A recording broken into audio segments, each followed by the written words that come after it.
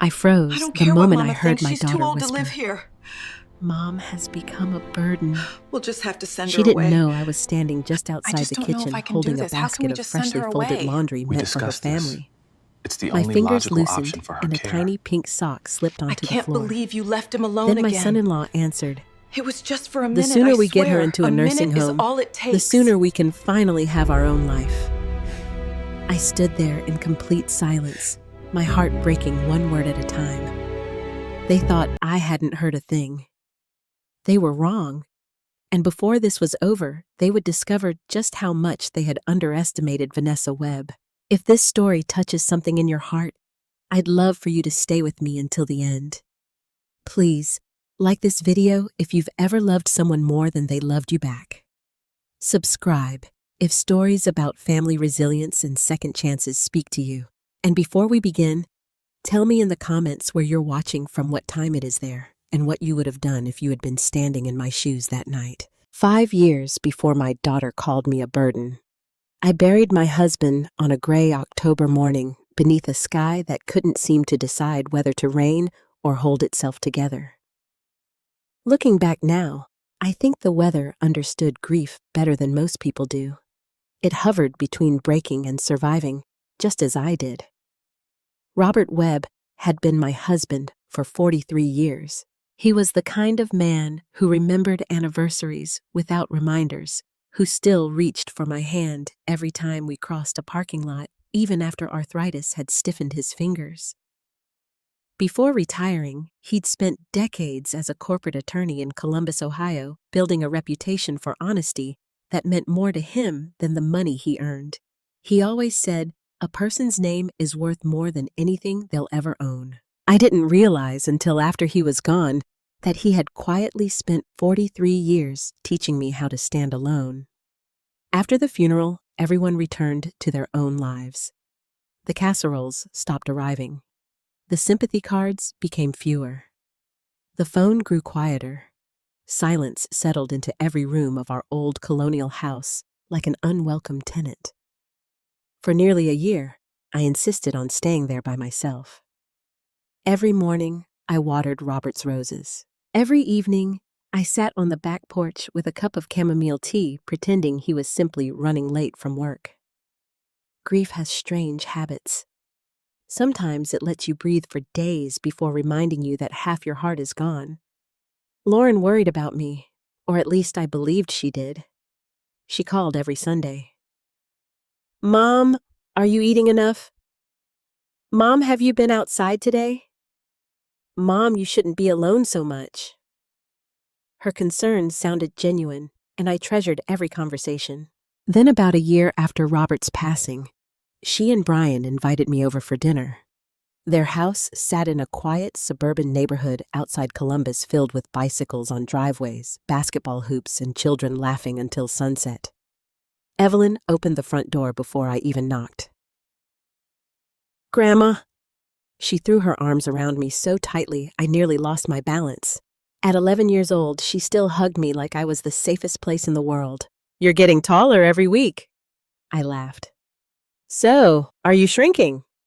Brian chuckled from the kitchen. "Kids don't miss much." Lauren smiled as she stirred pasta on the stove.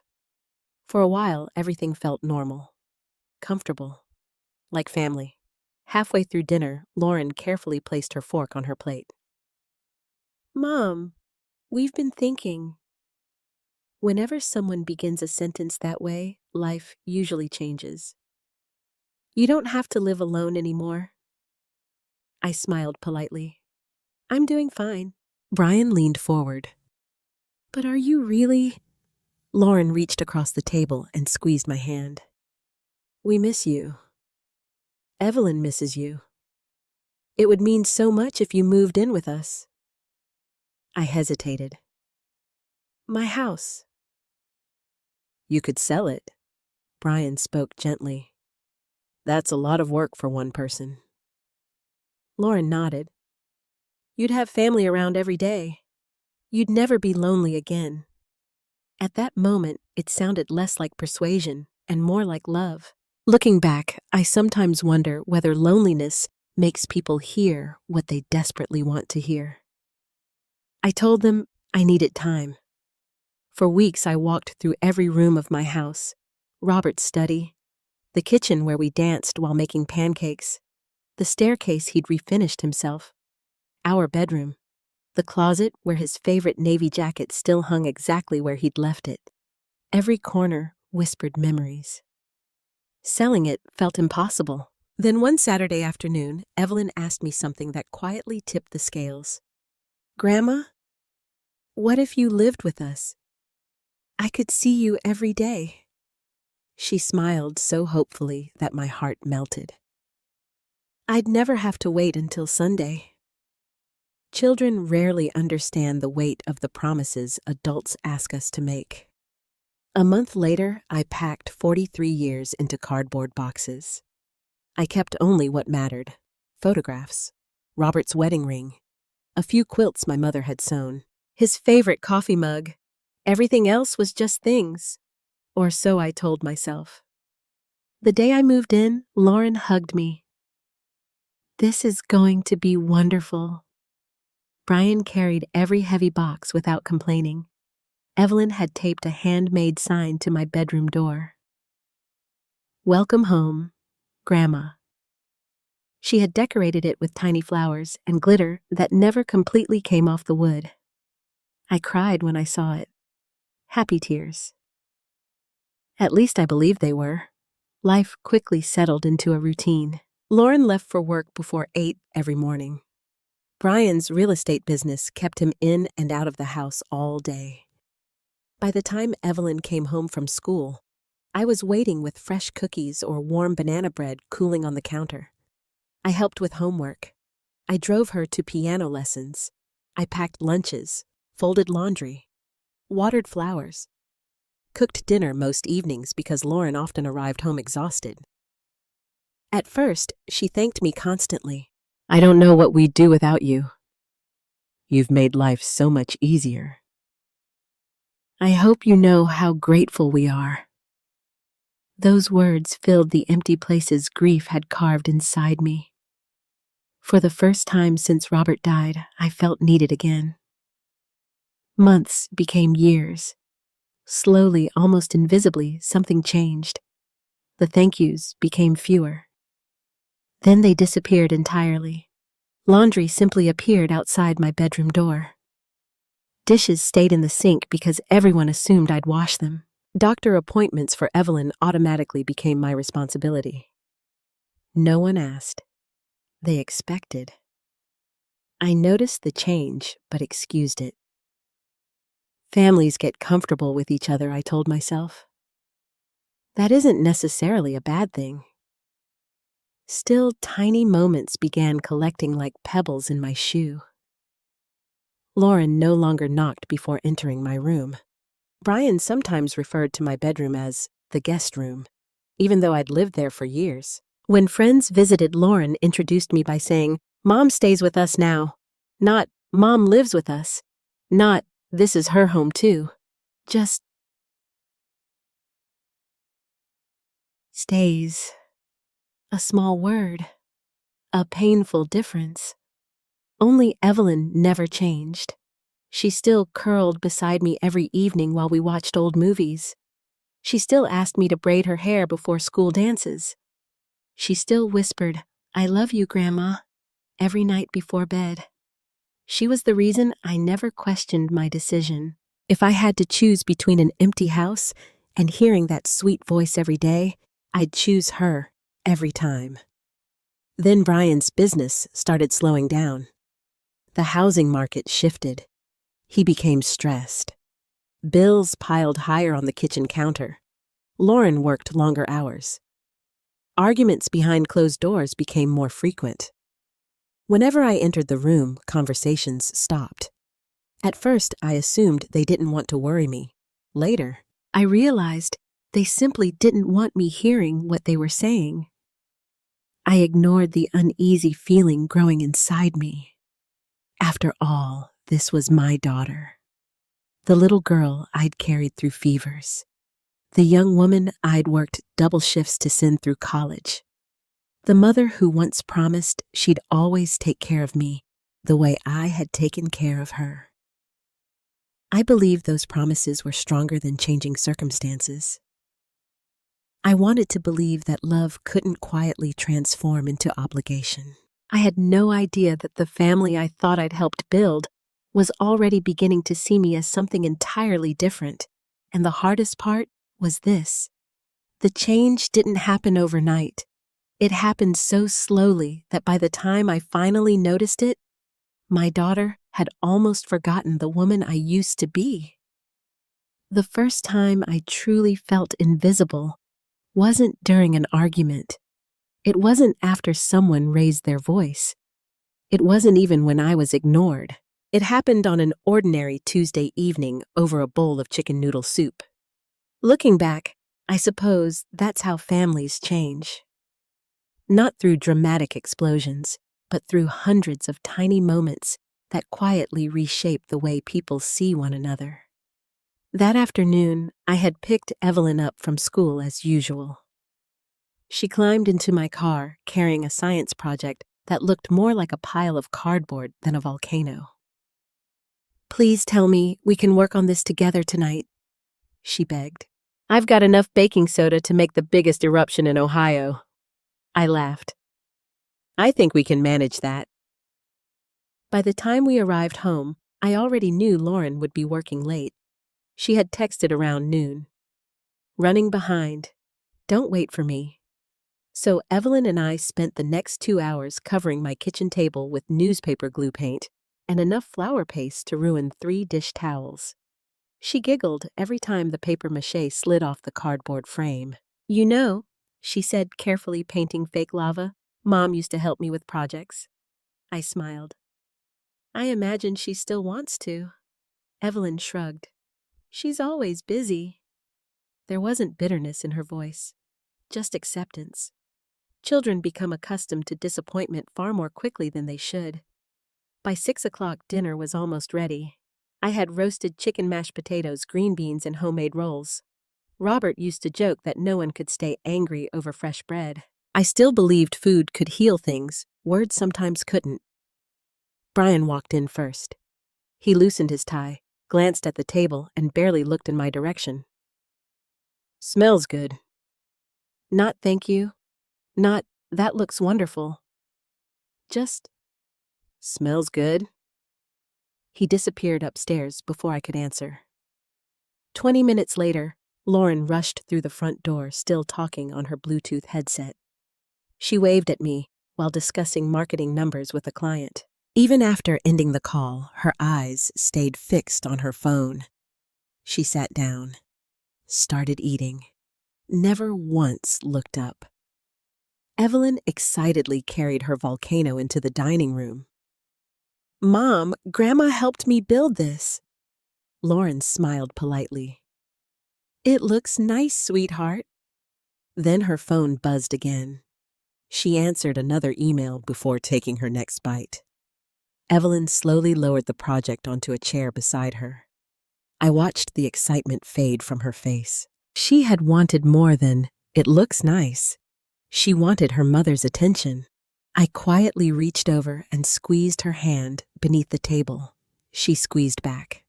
Dinner continued with only the sound of silverware against plates. Finally, I asked, "How was work today?" Lauren sighed. "Stressful." Brian answered before she could continue. "The market's terrible. People aren't buying. They're waiting." He stabbed another potato with unnecessary force. "If this keeps up, we're going to have to make some changes." Lauren nodded. "We'll figure it out." No one elaborated. No one included me in the conversation. It felt as though I were sitting at the same table while somehow existing outside the family gathered around it. After dinner, I cleared everyone's plates. Lauren remained seated. Brian had already returned to checking emails. Evelyn followed me into the kitchen carrying dessert forks. "I'll help." "You don't have to." "I know." She smiled. "I want to." I looked at my granddaughter and wondered when kindness had become something children practiced more naturally than adults. While we washed dishes together, She quietly asked, "Grandma." "Yes. Do you ever miss your old house?" The question surprised me. Sometimes. Mostly I miss the memories inside it. "Do you wish you still lived there?" I thought carefully before answering. No, because that was still true. As long as Evelyn was in this house, I believed I had made the right decision. That evening, I folded laundry while everyone watched television. Most of the clothes weren't mine. Brian's dress shirts, Lauren's sweaters, Evelyn's school uniforms. I folded each item neatly into stacks. No one had asked me to do it. No one ever did. The baskets simply appeared outside the laundry room every week. Somehow, they'd become my responsibility. Around 9 o'clock, Lauren walked into the hallway. "Oh, good. You already finished." She smiled absently before carrying her pile upstairs. No thank you. No acknowledgement that I'd spent nearly 2 hours washing, drying, folding, and matching socks. I stared after her for a long moment, not because I wanted praise, but because I couldn't remember the last time she'd truly seen me. The next morning brought another small reminder. I had a doctor's appointment for my annual physical. Nothing serious. Just routine blood work and a medication review. As I poured coffee, I mentioned it casually. "I'll be gone around 10. Lauren looked confused. "Oh. I thought you were taking Evelyn to her orthodontist today." "I can't.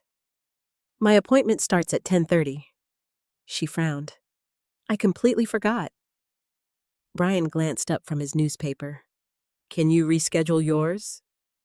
I blinked. "My appointment." "Yeah."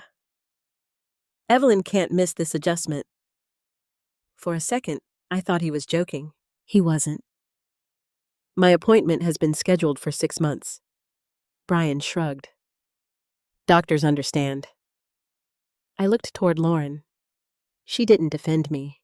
Instead, she quietly said, "Would you mind? It would really help us." I forced a smile. "I'll see what I can do." I called my doctor's office. The earliest available appointment wasn't for another 7 weeks. When I hung up, I felt strangely defeated. Not because I'd postponed seeing my physician, because no one had even considered changing their own schedule first. That afternoon, while waiting in the orthodontist's office, I watched other grandparents sitting with their grandchildren. Some were reading books. Some were knitting. One elderly man proudly showed pictures of fish he'd caught the weekend before. I wondered whether they also rearranged their entire lives without complaint, or whether they'd simply learned to ask for balance before it was too late. Over the following weeks, little incidents accumulated. Lauren began leaving grocery lists on the kitchen counter instead of asking whether I minded shopping. Brian started introducing me to neighbors by saying, "My mother-in-law helps around the house." Helps? As though my presence had become another household appliance. Only Evelyn continued treating me like family instead of convenience. One Friday evening, she climbed into my room carrying an old photo album she'd discovered in a closet. "Who's this?" She pointed to a picture of Robert lifting Lauren onto his shoulders at a county fair. "That's your grandfather. He looks funny." He was. He once spent an entire afternoon trying to win your mom a giant teddy bear. "Did he? He failed 12 times?" She laughed. "What happened?" "He bought one from the gift shop on the way home." She laughed even harder. "I wish I'd known him better." "So do I." She rested her head against my shoulder. "You know, I think Grandpa would be proud of you." My throat tightened. "What makes you say that?" "Because you take care of everybody." The words warmed me, but they also hurt, because they made me wonder something I'd been avoiding for months. Who exactly was taking care of me? A week later, the answer would begin revealing itself. Not through another quiet dinner. Not through another forgotten thank you. but through a conversation I was never supposed to hear. A conversation that would forever change the way I looked at my own daughter. There are moments in life when time refuses to move. Every sound becomes sharper. Every heartbeat echoes louder than the last. And every word spoken around you seems carved into stone forever. That Friday evening began like hundreds before it. Nothing about it warned me that my relationship with my daughter was about to change forever. Lauren had texted around 4:30. "Running late again. Don't wait for dinner." Brian replied in the family group chat, "I'll grab something on the way home." So Evelyn and I ate together. She spent most of dinner talking about tryouts for the school debate team. "I don't think I'm good enough." "You'll never know unless you try," I told her. "What if I freeze?" I smiled. "Everyone freezes sometimes." "The brave people are simply the ones who keep talking afterward," she laughed. "You always know what to say." "No. I've simply had more years to learn," she grinned. "I hope I'm like you when I'm older." Those words settled warmly inside my heart. I had no idea they would become the last comforting words I would hear that day. Around 7:30, Lauren and Brian finally came home. They looked exhausted. Lauren kicked off her shoes before she even reached the living room. Brian loosened his tie and dropped his briefcase beside the stairs. "I'll heat up dinner," I offered. Lauren barely looked up. "Thanks, Mom." While their plates warmed in the microwave, I carried clean towels upstairs. It was something I did every Friday. Fresh towels, fresh sheets, little routines that made a house feel cared for. As I reached the top of the stairs, I realized I had forgotten to replace the kitchen hand towels. I turned around and headed back downstairs. Halfway down, I heard voices. Not loud, not angry, just low enough that they believed no one else could hear. The kitchen light was still on. I stopped when I heard my own name. "Vanessa." Brian spoke first. "We can't keep doing this forever." Lauren sighed. "I know." There was a long silence. I should have continued walking. I should have cleared my throat. I should have announced myself. Instead, I stood perfectly still. Then Lauren said the sentence that would replay in my mind for months. "Mom has become a burden." My breath caught. The basket of folded towels slipped slightly in my hands. For a second, I wondered if I had misunderstood. Maybe she'd said something else. Maybe grief had finally begun affecting my hearing. Then Brian answered. "I've been saying it for over a year. Everything revolves around her." Lauren rubbed her forehead. "I feel guilty even thinking it." "But we can't live like this forever." I felt something inside my chest tighten. Everything revolves around me. I cooked. I cleaned. I watched Evelyn. I did laundry. I bought groceries. I paid for many of the household supplies because I didn't want to be in the way. How had I become the center of everyone's inconvenience? Brian lowered his voice. "Look, there are excellent retirement communities. They're nice. They have activities. Doctors. Friends her own age." Lauren gave a tired laugh. "You make it sound so easy." "It could be. We just have to convince her." My fingers gripped the towel basket so tightly they began to ache. "Convince me." "Convince me to leave?" Lauren whispered something that shattered what remained of my heart. "I just want my house back. My house. Not our house. Not Mom's home too. Just my house." The words hit harder than I expected. For years, I'd believed I belonged there. Apparently, I had only been borrowing space. Brian continued. "If she agrees to move, everything changes." Lauren didn't answer immediately. Instead, she quietly asked, Do you think she'd fight us? Fight us. Was that how they saw me now? An obstacle, a problem to solve. Brian chuckled. No. She hates conflict. She'll probably agree if we explain it's best for her. Best for me. People often hide selfishness inside beautiful words. I had used those words myself as a teacher. This assignment is for your own good. This rule is for your own safety. Sometimes they were true. Sometimes they weren't. Lauren spoke again. I feel terrible. Brian answered almost immediately. You'll feel worse if we don't do something. We're barely getting by. You know how much equity is tied up in this place. That sentence made me frown. Equity. What did the value of the house have to do with moving me? Lauren hesitated. If Mom eventually sells her old investments...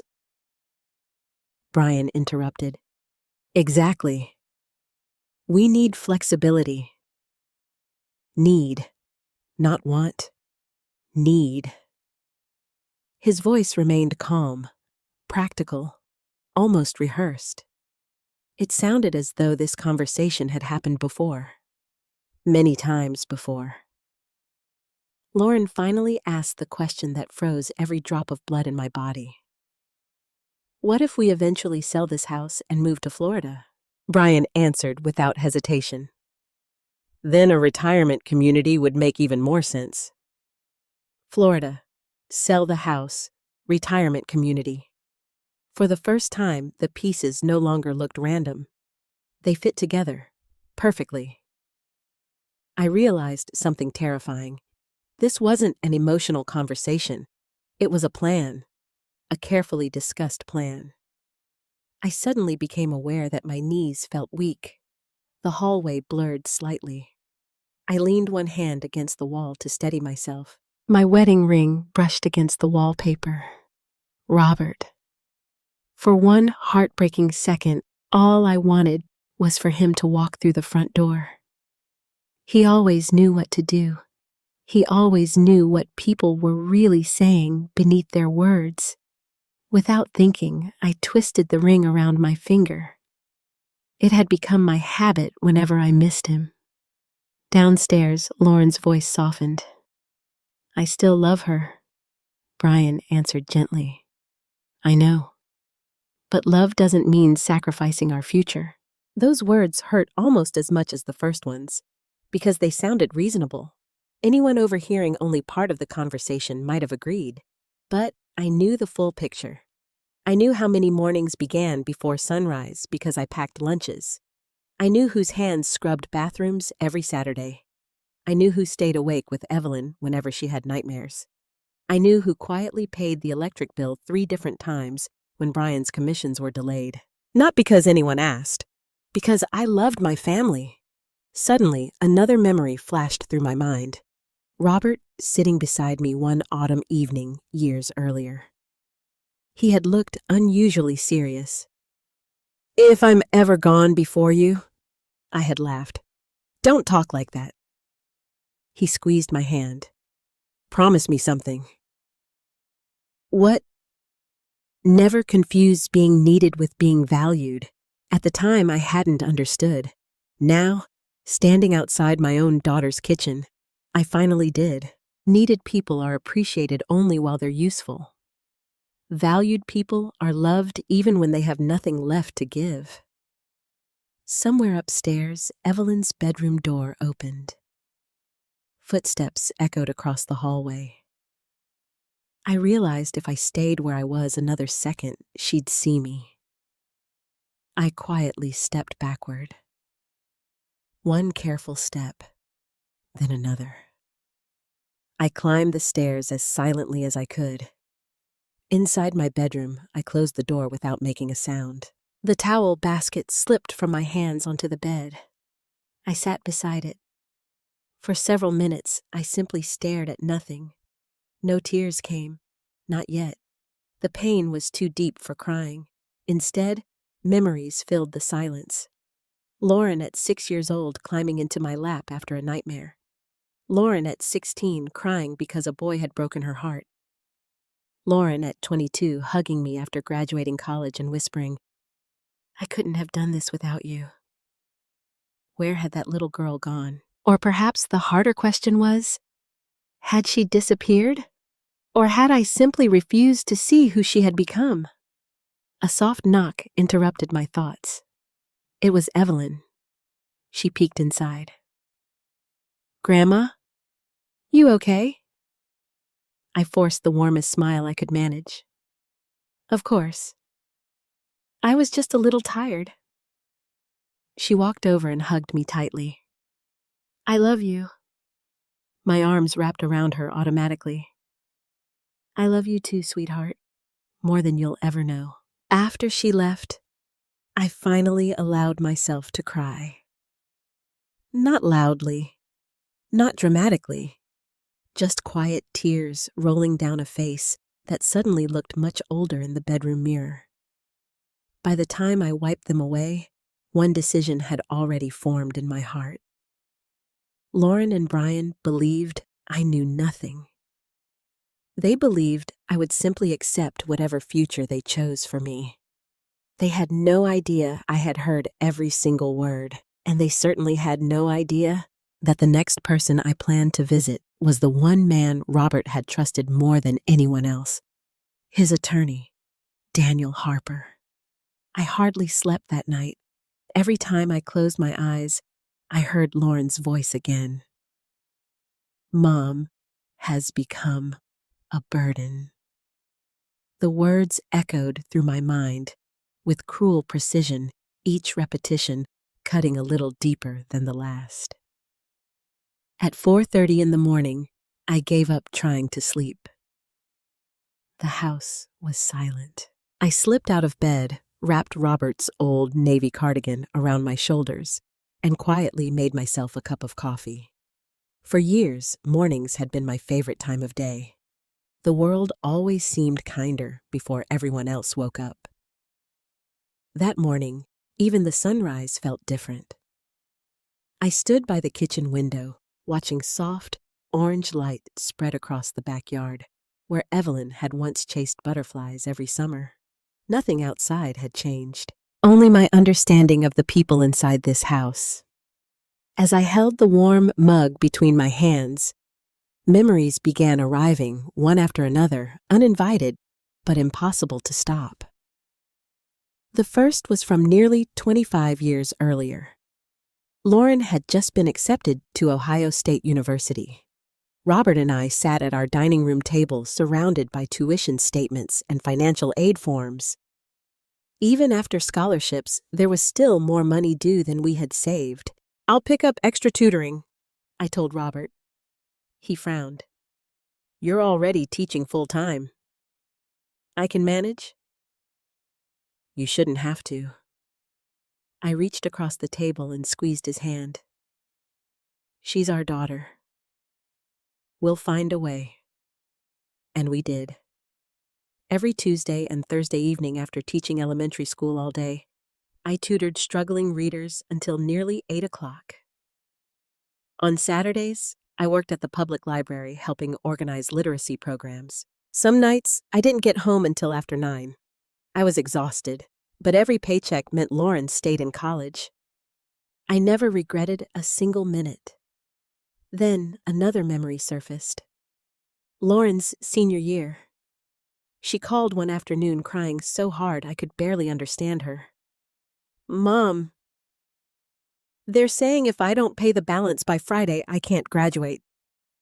Without hesitation, I drove straight to the bank. That evening, Robert quietly noticed something missing from my jewelry box. "Where's your grandmother's ring?" I smiled. "I sold it." His eyes widened. "Vanessa, it wasn't worth missing her graduation." That ring had belonged to my grandmother. It was the only piece of jewelry I truly cherished. I never told Lauren where the tuition money came from. I wanted her to celebrate graduating, not feel guilty. Years later, on graduation day, she hugged me tightly. "I'll spend the rest of my life making you proud." I believed every word. The coffee had gone cold before I realized I hadn't taken another sip. I poured it down the sink and began preparing breakfast. Pancakes for Evelyn, scrambled eggs for Brian, fresh fruit for Lauren. Habit is a powerful thing. Even after hearing everything the night before, my hands still moved automatically through the routines of caring for everyone else. Around 7, Evelyn wandered into the kitchen, rubbing sleep from her eyes. "Morning, Grandma." "Good morning, sweetheart." She hugged me before sitting down. "You okay?" The question caught me off guard. "Why would you ask that? You look tired." I forced a smile. "I didn't sleep very well." She nodded thoughtfully. "Me neither." "Worried about debate tryouts?" She shook her head. "I heard Mom and Dad arguing after I went to bed." My heart skipped. "What did you hear?" "Not much. They stopped talking when they thought I was awake." She shrugged before pouring syrup over her pancakes. "They've been arguing a lot lately." I studied her face. She looked worried but not frightened. I hated that she was beginning to notice the tension growing inside the house. Children always notice more than adults realize. Lauren came downstairs 15 minutes later. Her hair was still damp from the shower. She smiled as though nothing unusual had happened. "Morning, Mom." "Morning." She kissed my cheek. The gesture felt strangely unfamiliar now.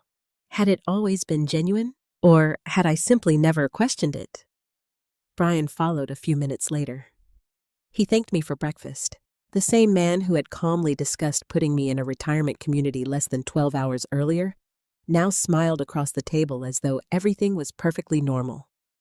Watching them pretend was almost more painful than hearing the conversation itself. Not one expression on their faces betrayed what they'd said. Not one awkward glance. Not one guilty hesitation. I realized something unsettling. People become very convincing once they've repeated a lie often enough to themselves. After everyone left for work and school, the house became quiet again. Instead of beginning the laundry like every Monday, I walked upstairs to my bedroom. At the back of my closet sat a cedar chest Robert had built by hand shortly after we married. Inside were keepsakes spanning 4 decades. Letters, photographs, insurance papers, old tax returns, birth certificates, our marriage license. Near the bottom lay a large, cream-colored envelope labeled in Robert's unmistakable handwriting. Important documents. I carefully opened it. Inside were copies of investment statements I hadn't looked at in years. Municipal bonds, retirement accounts, certificates of deposit. Robert had always handled most of our finances, though he made sure I understood where everything was kept. As I slowly sorted through the papers, I frowned. There seemed to be far more accounts than I remembered. One document caught my attention. Webb Family Trust. I stared at the title. I vaguely remembered Robert mentioning a trust years earlier, but we'd never discussed the details after his illness worsened. Attached to the front was a yellow sticky note in his handwriting. "If you ever have questions, call Daniel. He'll explain everything." Daniel Harper, Robert's closest friend since law school. The attorney who had handled our wills trust documents and every major legal matter for more than 30 years. I hadn't spoken to him since Robert's funeral. For a long moment, I simply held the papers in my lap. Part of me wanted to put everything back exactly where I'd found it. None of this existed. Pretend Lauren had never spoken those words. Pretend life could somehow return to what it had been. But another voice inside me, the quiet, steady voice Robert had spent decades strengthening, whispered something different. Enough. I wasn't seeking revenge. I wasn't trying to punish my daughter. I simply needed to understand the truth about my finances, about Robert's wishes, about my rights. For too long, I had allowed everyone else to make decisions while assuming I would simply agree. Those days were over. I picked up my phone and scrolled through old contacts until I found Daniel's name. My thumb hovered over the call button. Would he remember me? Of course he would. Still, after so many years, I hesitated. Finally, I pressed it. The phone rang twice. Then a familiar voice answered. Daniel Harper. It's Vanessa. There was a brief silence, then warmth immediately filled his voice. Vanessa Webb. My goodness. It's been far too long. How are you? The question nearly made me cry. Not because of the words themselves, because he sounded like someone who genuinely wanted the answer. I'm afraid I've found myself needing your help. His tone immediately became serious. Is everything all right? I looked around the empty bedroom. For the first time since overhearing Lauren and Brian, I allowed myself to speak the truth aloud. No, I don't think it is. Daniel didn't interrupt. He simply listened. Sometimes silence is the greatest kindness another person can offer. When I finished explaining, he spoke quietly. Vanessa, I think it's time you came to my office. There are some things Robert wanted you to know.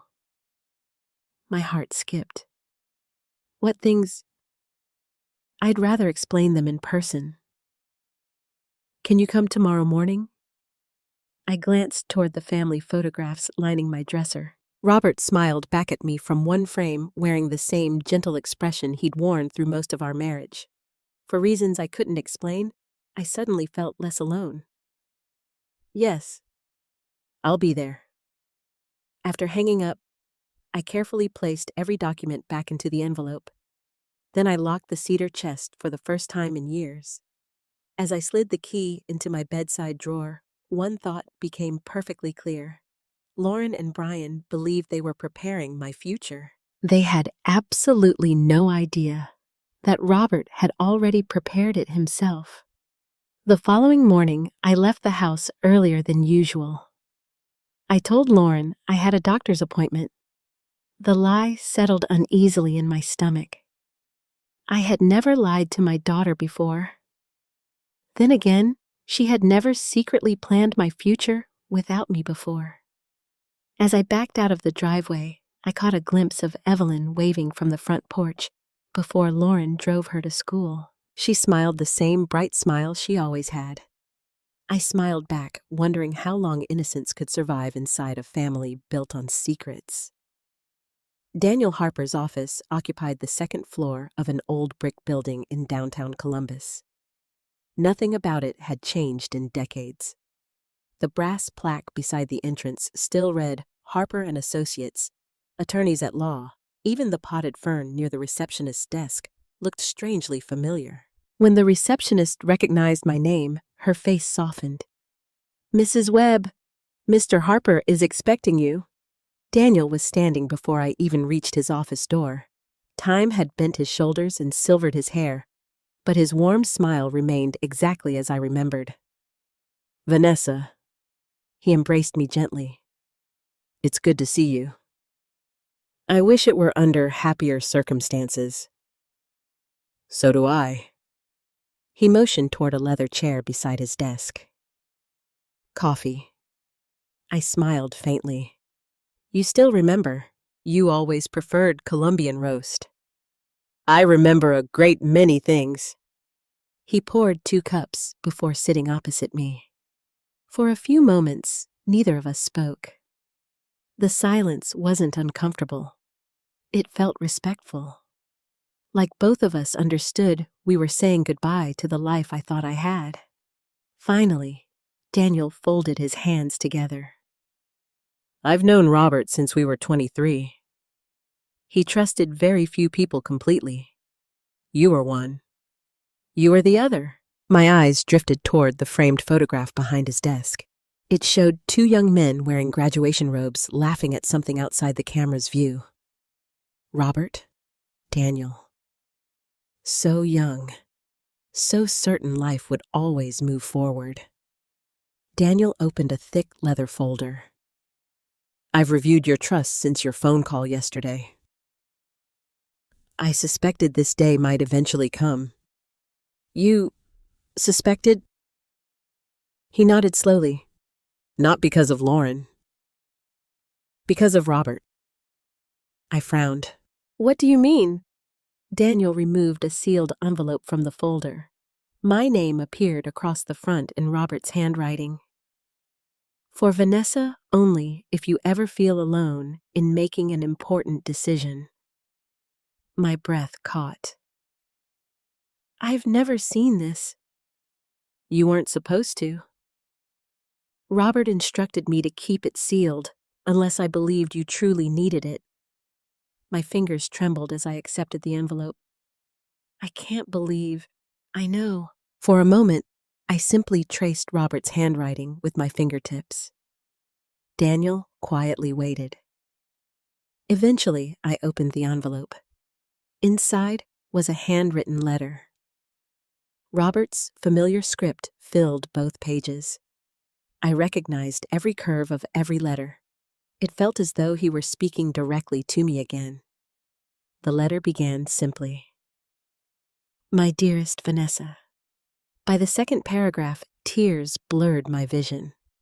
Robert wrote that he knew I would always put everyone else's happiness before my own. He admired that about me, but he also worried someone might someday mistake my kindness for weakness. One sentence struck me harder than anything else. If anyone ever asks you to surrender your independence in the name of love, please remember that real love never requires you to become smaller. I wiped away another tear. Daniel quietly slid a box of tissues across the desk. I had to read the letter once when he prepared everything. He spent nearly 3 weeks rewriting it. He wanted every word exactly right. I smiled sadly. That sounds like Robert. Daniel nodded. He loved you very much. I know. No. Daniel leaned forward. I don't think you fully do. He planned every part of this because he knew you. He knew your heart. He opened another folder. Let's talk about your finances. I straightened in my chair. I honestly don't know everything we have. I suspected that. Daniel spread several documents across the desk. The investment accounts, the trust, the insurance proceeds, the municipal bonds, the retirement accounts. He carefully explained each one. As he spoke, I became increasingly stunned. Robert had quietly organized everything so carefully that I would never have to depend financially on anyone. Not Lauren, not Brian, not anyone. There was more than enough money to support me comfortably for the rest of my life. Far more. I looked up in disbelief. I had no idea. He preferred it that way. He wanted you to live peacefully. Then Daniel slid one final document toward me. This is what I truly wanted you to see. The title read, Webb Family Trust, Protective Provisions. Daniel adjusted his glasses. Robert insisted on adding this section. He told me it was the most important paragraph in the entire trust. I began reading. The language was formal, legal, but the meaning quickly became clear. If any beneficiary attempted to pressure, manipulate, intimidate, or coerce me into surrendering my residence, transferring property, assigning financial authority, or relocating against my wishes, their inheritance could immediately be revoked. I looked at Daniel. This is real. He nodded. Completely enforceable. I stared at the document. Lauren didn't know. Brian certainly didn't know. Neither of them had any idea such a clause even existed. Daniel continued. Robert didn't include it because he expected Lauren to mistreat you. He included it because he'd represented too many elderly clients. Children often begin with good intentions. Then financial pressure enters. Gradually, compassion becomes calculation. He never wanted that to happen to you. I remembered Brian talking about home equity, selling the house, Florida, retirement communities. A chill ran through me.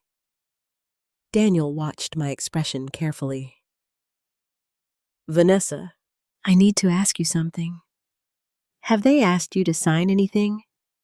Not yet, but I think they will. He nodded slowly. Then promise me something. What? Don't sign a single document. Not one. Until I review it. I promise. He leaned back. I was hoping you'd say that. For several minutes, we reviewed additional paperwork. Property records, investment summaries, emergency contacts. Then Daniel unexpectedly closed every folder. There is one more thing. He opened a desk drawer and removed a small brass key attached to a faded blue tag. I frowned. What is it? Your safe deposit box. I forgot we even had one. Robert never did. Daniel smiled gently. He left specific instructions that only you could access it after his passing. I recommend visiting it. There are personal items inside. What kind of items? He smiled. I honestly don't know. He sealed it himself. Curiosity mixed with grief. Even after 5 years, Robert was still leaving pieces of himself for me to discover. As our meeting came to an end, Daniel walked me toward the elevator. Before I stepped inside, he stopped me. Vanessa, may I offer one piece of advice? Please? He looked directly into my eyes.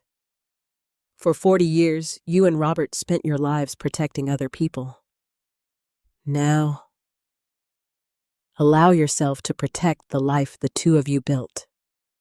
I nodded. I will. And remember, you don't owe anyone your independence simply because they're family. Those words stayed with me all the way home. As I pulled into Lauren's driveway that afternoon, I noticed Brian's SUV already parked outside. For a brief moment, I simply sat inside my car. Yesterday, I would have walked into that house, believing I was fortunate to be living with my family. Today, I walked in knowing something entirely different. This house wasn't my only security. My future wasn't dependent on Lauren's kindness. And Robert, even 5 years after his death, had somehow found a way to stand beside me once again. Inside, Lauren greeted me with an unusually cheerful smile. Mom, perfect timing. Brian looked up from the dining room table. We've actually been meaning to talk to you about something. The words were friendly, casual, almost rehearsed. I met Daniel's eyes again in my memory.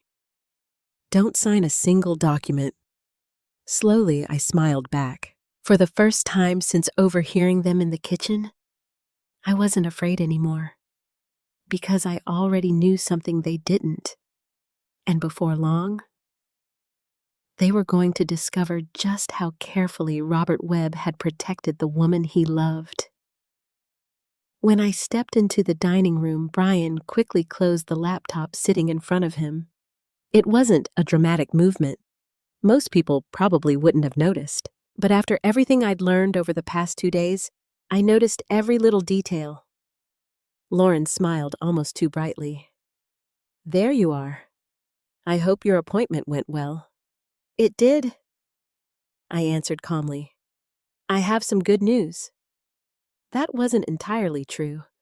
Daniel hadn't given me good news. He had given me clarity. Sometimes those are two very different things. Brian gestured toward the empty chair across from them. Sit down for a minute. We've been talking. I folded my hands in my lap and smiled politely. So have I. Neither of them understood what I meant. Lauren reached across the table and squeezed my hand. It reminded me of the evening she'd convinced me to move into this house.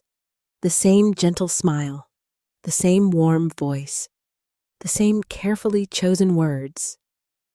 Mom, we've been worried about you. I nearly laughed, not because the statement was funny, because I finally understood how concern could be used as camouflage. I'm fine. I know you think you are. She tilted her head sympathetically. But Brian and I have been wondering if maybe... She hesitated. Life has become too much for you. I kept my expression perfectly neutral. What makes you think that? Brian answered first. You've been doing so much around here. We don't want you wearing yourself out. Interesting. Just 48 hours earlier, I had been a burden. Now I was suddenly working too hard. Their story had changed because they believed they were preparing me for the next step. Lauren continued. We've actually been researching some wonderful retirement communities. There it was, exactly as Daniel had predicted. I looked at her quietly. They're beautiful. They have fitness centers, book clubs, medical staff, gardening, everything. Brian opened his laptop again. I can show you. He rotated the screen toward me. Smiling elderly couples filled the display. People played pickleball, others painted landscapes. Several women laughed over coffee beneath a bright patio umbrella. Every photograph looked perfect, almost too perfect. Brian clicked through another page. Look at these apartments. Completely maintenance-free. Lauren leaned closer. You'd have so many friends. You'd never be lonely. Lonely. That word almost made me smile. I hadn't been lonely until the people sitting in front of me decided I no longer belonged. Instead of arguing, I simply asked, What made you start looking? Lauren hesitated. Brian answered smoothly. We've just been thinking about the future. Our future. There was the truth hidden inside a harmless sentence. Their future, not mine. My doctor says I'm healthy. I still drive. I still cook. I still volunteer. I don't really feel ready for assisted living. Lauren quickly shook her head. Oh, no. Not assisted living. Independent living. It's completely different. It would just give you more freedom. Freedom. Another beautiful word. I wondered how many unpleasant things throughout history had been disguised with pleasant language. Brian scrolled through another web page. This one has walking trails. And a library. You've always loved books. I nodded. I have. He smiled. So, what do you think? I deliberately took my time before answering. They certainly look nice. Relief immediately appeared on Lauren's face. I knew you'd understand. Understand what? That they wanted me gone, that they had already planned where I should live without asking me? Brian continued enthusiastically. We could even visit a few this weekend. No pressure. Just looking. I remembered Daniel's advice. Don't rush. Don't argue. Let them reveal themselves. So I simply nodded. I'll think about it. Lauren reached over and hugged me. I knew you'd be open-minded. The irony was almost unbearable. She thought my willingness to think was agreement. It wasn't. It was observation. That evening after dinner, Brian announced he needed to meet a client. He left in a hurry. Lauren stayed upstairs answering work emails.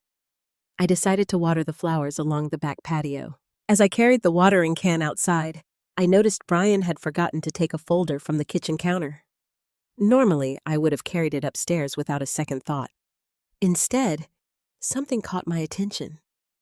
A familiar photograph peeked out from beneath the papers.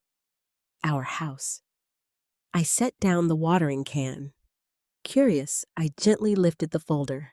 Across the top, in large, bold letters, were the words, Comparative Market Analysis. My stomach tightened. Below that sat another document. Estimated selling price. Projected equity. Renovation recommendations. Timeline for listing. I slowly turned another page. There was a map of Florida. Several cities had been circled in blue ink. Naples, Sarasota, Fort Myers. A handwritten note in Brian's neat block letters read, Sell before spring. Better market. Another line underneath. After Vanessa relocates. I stopped breathing. Daniel had been right. This wasn't a conversation. It wasn't concern. It wasn't even an idea. It was a schedule, a plan. Every step carefully arranged. First, move Vanessa. Then, sell the house. Then, move to Florida. I carefully replaced every paper exactly where I'd found it. No one could know I'd seen them. Not yet. Just then, the back door opened. Grandma. It was Evelyn. You okay? I turned quickly. Of course. She stepped onto the patio carrying 2 glasses of lemonade. I made this for us. We sat together on the porch swing while the evening breeze moved gently through the maple trees. For several minutes, neither of us spoke. Then Evelyn surprised me. Can I ask you something? Anything. If Mom and Dad ever moved, would you move too? The question startled me. Why would you ask that? She shrugged. I heard Dad talking on the phone yesterday. He mentioned Florida. So she had heard something too. Did he say anything else? No. He stopped when he saw me. I looked out across the backyard. Even children were beginning to notice the cracks spreading through this family. Evelyn sipped her lemonade before speaking again. I hope you never leave. I smiled gently. Why? Because... She looked embarrassed. This house feels different when you're here. What do you mean? It feels... safe. The word nearly broke me. I reached over and tucked a strand of hair behind her ear. Thank you. She rested her head against my shoulder. Promise me something. What is it? If you ever decide to move, tell me first. I don't want to come home one day and find your room empty. My eyes filled with tears. I promise. I'll always tell you. She smiled. I knew you would. Inside the house, Lauren called that dinner was ready. As Evelyn ran toward the kitchen, I remained on the porch a few moments longer. The setting sun painted everything gold. For the first time in years, I looked at the house differently. Not as my home, not as Lauren's home, simply as a building. Brick, wood, windows. The real home had never been these walls. It had been the people inside them. And sadly, that home had begun falling apart long before anyone talked about selling the house. Later that night, after everyone was asleep, I quietly returned to the kitchen. The folder was gone. Brian had taken it upstairs, but I no longer needed proof. I already knew the truth.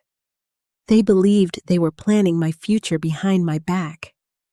What they didn't realize was that every move they made only strengthened my resolve. Because thanks to Daniel, I was no longer reacting. I was preparing, and before either of them ever placed a document in front of me, I intended to know every single move they were planning to make. The invitation came 3 days later. Lauren knocked softly on my bedroom door just after breakfast, wearing a smile so cheerful it almost seemed rehearsed. "Mom, do you have plans on Sunday?" I looked up from the novel resting in my lap. "Not that I know of." She stepped inside. "I was thinking. We haven't spent quality time together in a while." I waited. "What if we had a family brunch? Just us. No distractions. It'll be nice." For a brief moment, I almost forgot everything that had happened. Almost. The old Lauren, the little girl who used to surprise me with handmade Mother's Day cards, still lived somewhere inside my memories. But the woman standing in front of me wasn't asking for brunch because she suddenly missed me. Daniel's warning echoed quietly inside my mind. "Don't sign anything." I smiled gently. "That sounds lovely." Her relief was almost immediate. "I knew you'd say yes." As soon as she left the room, I closed my book without reading another word. Something was coming. I could feel it. Sunday morning arrived bright and warm. The dining room looked unusually elegant. Lauren had bought fresh flowers. Brian wore a pressed button-down shirt instead of his usual weekend polo. Soft jazz played through the speakers. Even the china dishes Robert and I had given Lauren for her wedding had been taken out of the cabinet. Everything felt staged. Evelyn walked downstairs wearing jeans and an oversized sweatshirt. She looked around the room. "What's the occasion?" Lauren laughed. "No occasion. I just wanted us all together." Evelyn raised an eyebrow. "On purpose?" Brian chuckled. "Is that so strange?" She shrugged. "A little." I hid a smile behind my coffee cup. Children notice authenticity better than adults. Brunch itself was pleasant enough. Fresh fruit, egg casserole, cinnamon rolls, coffee. Ordinary conversation drifted from school to neighborhood news. No one mentioned retirement communities. No one mentioned Florida. No one mentioned my future. If I hadn't known better, I might have believed this really was a family gathering. Halfway through breakfast, Brian casually glanced toward Lauren. She gave the smallest nod. There it was, the signal. Brian stood. "I almost forgot. I have something I'd like to show everyone." He disappeared into his home office. A moment later, he returned carrying a leather portfolio. My heartbeat remained steady. Daniel had prepared me for this. Brian placed the folder on the table but didn't open it immediately. Lauren smiled warmly. "Mom, we've been thinking about how much you've done for us." I nodded politely. "Thank you." "And," she hesitated just long enough to sound emotional, "we want to make sure you're protected." Protected. Another beautiful word. Brian opened the portfolio. Several documents lay neatly organized inside. He slid the top page toward me. "We spoke with someone who helps families organize long-term planning. It's really just paperwork. Nothing complicated." I glanced at the title. Durable Financial Power of Attorney. My pulse slowed instead of quickening. Exactly. Just as Daniel had predicted. Lauren hurried to explain. "This doesn't change anything. It simply allows someone to help if you ever became sick." Brian added smoothly, "if you were hospitalized or unable to make decisions. It protects everyone, especially you." I looked down again. The document named Lauren as my financial agent. Another page authorized broad authority over banking investments, real estate, and property transactions. Broad authority. Very broad. I slowly turned another page, then another. The language looked ordinary, professional, reasonable. Someone unfamiliar with legal documents might have signed without hesitation. Fortunately, I had spent 2 hours with Daniel Harper. I looked up. When did you decide to do this? Lauren smiled. We've been discussing it for a while. We just love you. We don't want anything bad to happen. Brian leaned forward. If everything's already organized, life becomes much easier. For whom, I wondered. Me or them? Evelyn quietly looked between all of us. What is that? Lauren answered quickly. Just grown-up paperwork. The teenager frowned. Why does Grandma need paperwork? Brian laughed lightly. It's boring adult stuff. She didn't look convinced. I gently reached over and touched the folder. It certainly is a lot of paperwork. Brian smiled. I already highlighted the places you'd sign.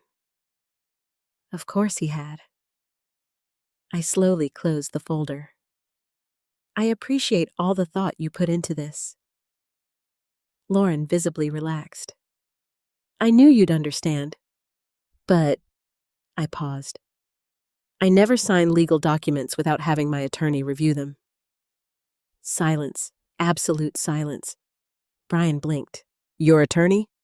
Yes. I met with Daniel Harper this week. Neither of them spoke. For the first time since this conversation began, their confidence cracked. Only slightly, but enough. Lauren forced a laugh. Oh, I didn't realize you still worked with Daniel. I don't often. But Robert trusted him. So do I. Brian recovered quickly. That's perfectly reasonable. He smiled, though it looked noticeably strained. We're not in any hurry. Take as much time as you need. Interesting. 3 days earlier, he had wanted quick decisions. Now, he suddenly wasn't rushing. I carefully gathered the documents into a neat stack. I'll let Daniel review everything. If he says it's appropriate, we'll discuss it again. Lauren's smile faltered for only a second. Of course. No problem. I slipped the papers back into the folder. I'll take these with me. Brian's expression changed almost imperceptibly. Oh, I actually have another copy. You can leave those. Daniel's warning returned immediately. Don't leave documents behind. People change papers. People add pages. People replace signatures. I smiled pleasantly. I'd rather keep exactly what you gave me. No sense confusing copies. For the briefest moment, Brian and I simply looked at each other. Neither of us smiled. Neither of us blinked. It was the first real confrontation between us. Completely silent, completely polite, yet unmistakable. Finally, Brian nodded. Whatever makes you comfortable. I appreciate that. The conversation ended there, at least on the surface. But something fundamental had shifted. They now knew I had legal representation. They knew I wasn't making decisions blindly. Most importantly, they knew I wasn't as naive as they'd assumed. After brunch, Evelyn found me watering flowers in the backyard. She leaned against the fence. Grandma? That paperwork. You weren't going to sign it. It wasn't a question. No. Why? I looked at the roses blooming beside the patio. When something is important, you should always understand it completely before saying yes. She nodded thoughtfully. My history teacher says almost the same thing. He's a wise man. She hesitated. I didn't like the way Mom and Dad kept looking at each other. Neither did I, but I only smiled. Sometimes adults worry too much. She accepted the answer, though I could tell she wasn't entirely satisfied. That afternoon, I drove directly to Daniel's office. He reviewed the documents carefully. His expression grew more serious with each page. Finally, he removed his glasses. I was hoping I was wrong. What is it? He tapped the final page. This version gives Lauren immediate authority over nearly every financial decision. I stared at him. Immediately, he nodded. She wouldn't need you declared incompetent. She could begin acting on your behalf as soon as the document became effective. A cold chill settled over me. Daniel looked directly into my eyes. Vanessa, you absolutely did the right thing. Then he quietly added the sentence I couldn't stop thinking about during the drive home. This isn't standard estate planning. This document was drafted to transfer control. Control, not protection. Control. For the first time since overhearing that conversation in the kitchen, I stopped wondering whether I had misunderstood their intentions. I hadn't. And as I pulled back into Lauren's driveway that evening, one truth had become impossible to ignore. They hadn't simply hoped I would agree. They had fully expected me to sign. What they still didn't know was that the woman walking back into their house was no longer the trusting mother they believed they could quietly manage. She was now someone who understood exactly what game was being played, and she had finally decided to stop playing by their rules. The house felt unusually quiet after I returned from Daniel's office. Not peaceful, careful. It was the kind of silence that settles over people when everyone senses something has changed, but no one wants to be the first to acknowledge it. Lauren met me in the hallway.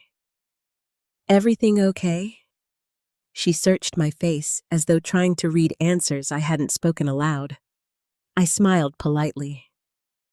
Daniel had a few suggestions. That's all. She nodded. What did he think of the paperwork? I removed my cardigan and hung it neatly in the closet. He advised me not to sign anything until I've had time to consider every implication. That wasn't exactly what Daniel had said, but it was close enough. Lauren's shoulders stiffened. Oh, I see. There was disappointment in her voice. Not because I might make the wrong decision, because I hadn't made the easy one. For the next few days, no one mentioned the paperwork again. Brian remained unusually pleasant. Lauren thanked me for every meal I cooked. They both insisted I should take it easy. Their kindness might have fooled me once. Now it simply confirmed that they were waiting for another opportunity, waiting for me to lower my guard. I continued behaving exactly as I always had. I drove Evelyn to school. I baked banana bread on Wednesdays. I watered the roses every evening. Outwardly, nothing had changed. Inside, everything had. One Thursday afternoon, while Evelyn was finishing her homework at the kitchen table, Brian walked in carrying several grocery bags. He set them on the counter and smiled. Vanessa. Could I borrow you for a minute? His voice was unusually friendly. Of course. We stepped into the family room. He closed the sliding door leading to the patio. Not completely, just enough that our conversation wouldn't easily carry into the kitchen. I've been thinking. I hope I didn't make you uncomfortable the other day. I folded my hands together. I appreciate you saying that. He sighed dramatically. I just want what's best for everyone, including me, especially you. There it was again, that carefully rehearsed concern. Brian sat across from me. I know Daniel probably filled your head with legal advice. But lawyers, he chuckled lightly. They naturally assume the worst. I said nothing. They see conflict everywhere. I'd rather see family. Interesting, because from where I sat, he was trying remarkably hard to convince me not to trust the only person Robert had trusted completely. He leaned forward. You know, if something happened to you tomorrow, Lauren would have a terrible time managing everything. I looked directly at him. Managing what? The investments. The paperwork. The accounts. She doesn't even know where everything is. Neither do you. The thought stayed inside my head. Instead, I calmly asked, why would she need to? He blinked. In case of an emergency. My estate plan already covers emergencies. His smile faded slightly. Sure. But this would make things easier. Easier for whom? For the first time, Brian didn't answer immediately. Instead, he stood and walked toward the window. I've spent years helping people buy and sell homes. I've seen families torn apart because parents didn't plan ahead. I don't want that happening here. Neither did I, which was precisely why I had no intention of giving anyone control over my finances. Before Brian could continue, Evelyn called from the kitchen. Grandma! I need help with algebra. I'll be right there. I stood. Brian tried one last time. Just think about it. I have. And I'll continue thinking. His expression hardened for only a fraction of a second before the pleasant smile returned. As I walked away, I understood something important. Brian wasn't simply persuasive. He was patient. Very patient. People like him rarely stopped after hearing no once. That evening, I found Lauren sitting alone on the back porch after dinner. She stared into the backyard, absent-mindedly stirring iced tea with a straw. Mind if I join you? She looked up. Please. For several minutes, we simply watched the sunset. Then, she quietly spoke. I feel like you're pulling away from us. The sadness in her voice sounded real. Maybe it was.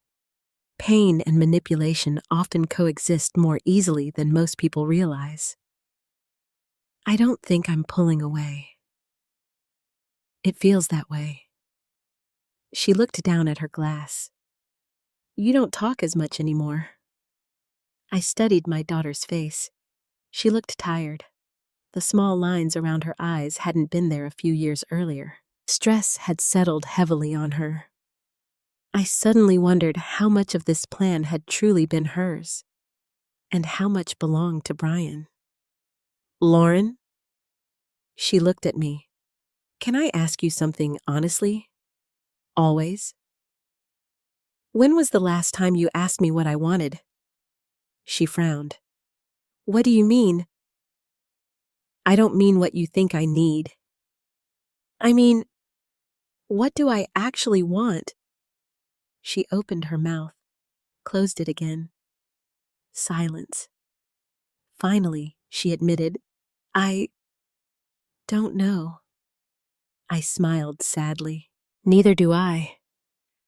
Those words lingered between us. After a while, she quietly whispered, I miss Dad.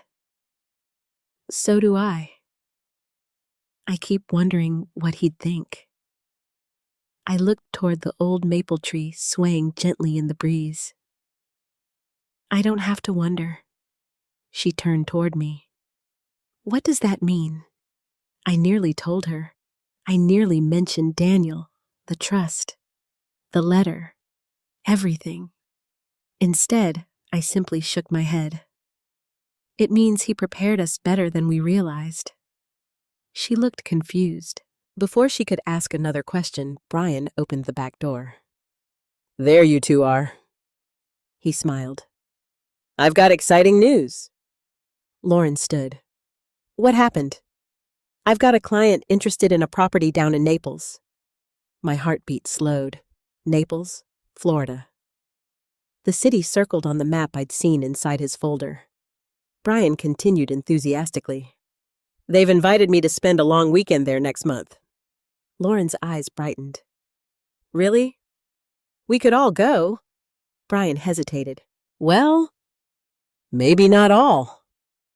He glanced toward me. It might be a good opportunity for you and your mom to visit one of those communities we talked about. The words landed heavily in the evening air. Lauren looked uncertain. I don't know if... Brian interrupted gently. No pressure. Just visiting. There are several outstanding retirement neighborhoods nearby. There it was again. The plan hadn't disappeared. It had simply changed shape. I smiled pleasantly. That sounds interesting.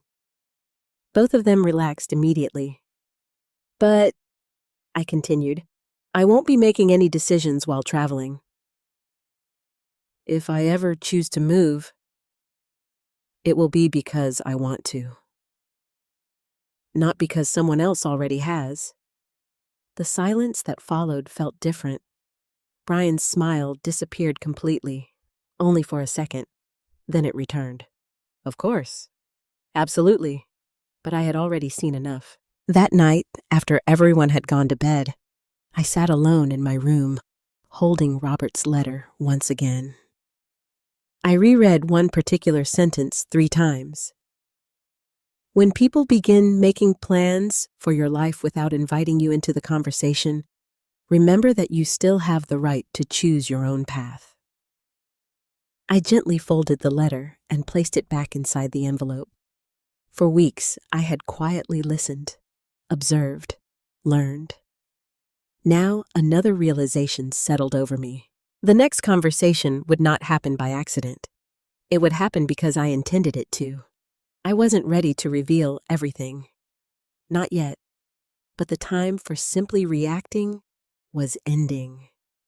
Soon, very soon, Lauren and Brian were going to discover that I wasn't merely refusing to sign their papers. I was preparing to make decisions of my own. Decisions they had never imagined. 3 days later, I invited everyone to dinner. Not because I wanted another pleasant family evening, and certainly not because I had forgotten everything that had happened. I invited them because I had reached a decision. For weeks I had listened, observed, prepared. Now it was finally time for the truth to enter the room. Is there a special occasion? Lauren asked when I mentioned dinner. I smiled. I think it's time we all talked. She looked surprised but nodded. I'll make sure Brian gets home early. I'd appreciate that. I also made one other phone call that afternoon. Daniel answered on the second ring. Daniel Harper. It's Vanessa. I think it's time. There was a brief pause. I'll be there. No questions, no hesitation. He understood exactly what I meant. That evening, I cooked Robert's favorite meal, pot roast, mashed potatoes, roasted carrots, fresh rolls, apple pie. The smell filled the house with memories. For a moment, I almost wished this were just another ordinary family dinner. Almost. At precisely 6:30, the doorbell rang. Brian frowned. Are we expecting someone? I am. I walked calmly to the front door. When I opened it, Daniel stood on the porch carrying a slim leather briefcase. Lauren's eyes widened. Daniel? He smiled politely. It's been a long time. Brian forced a pleasant expression. Didn't realize this was a legal meeting. Daniel chuckled softly. I certainly hope it won't need to become one. His words carried more meaning than anyone cared to acknowledge. We all sat down. The atmosphere felt unusually tense. Even Evelyn noticed. She looked from one adult to another before quietly asking, Is everything okay? I smiled reassuringly. It will be. Dinner itself passed almost silently. Small talk felt impossible. No one seemed willing to begin the conversation they all sensed was coming.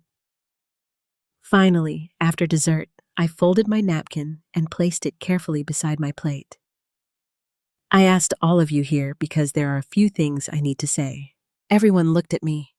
Even Brian stopped pretending to check his phone. I took a slow breath.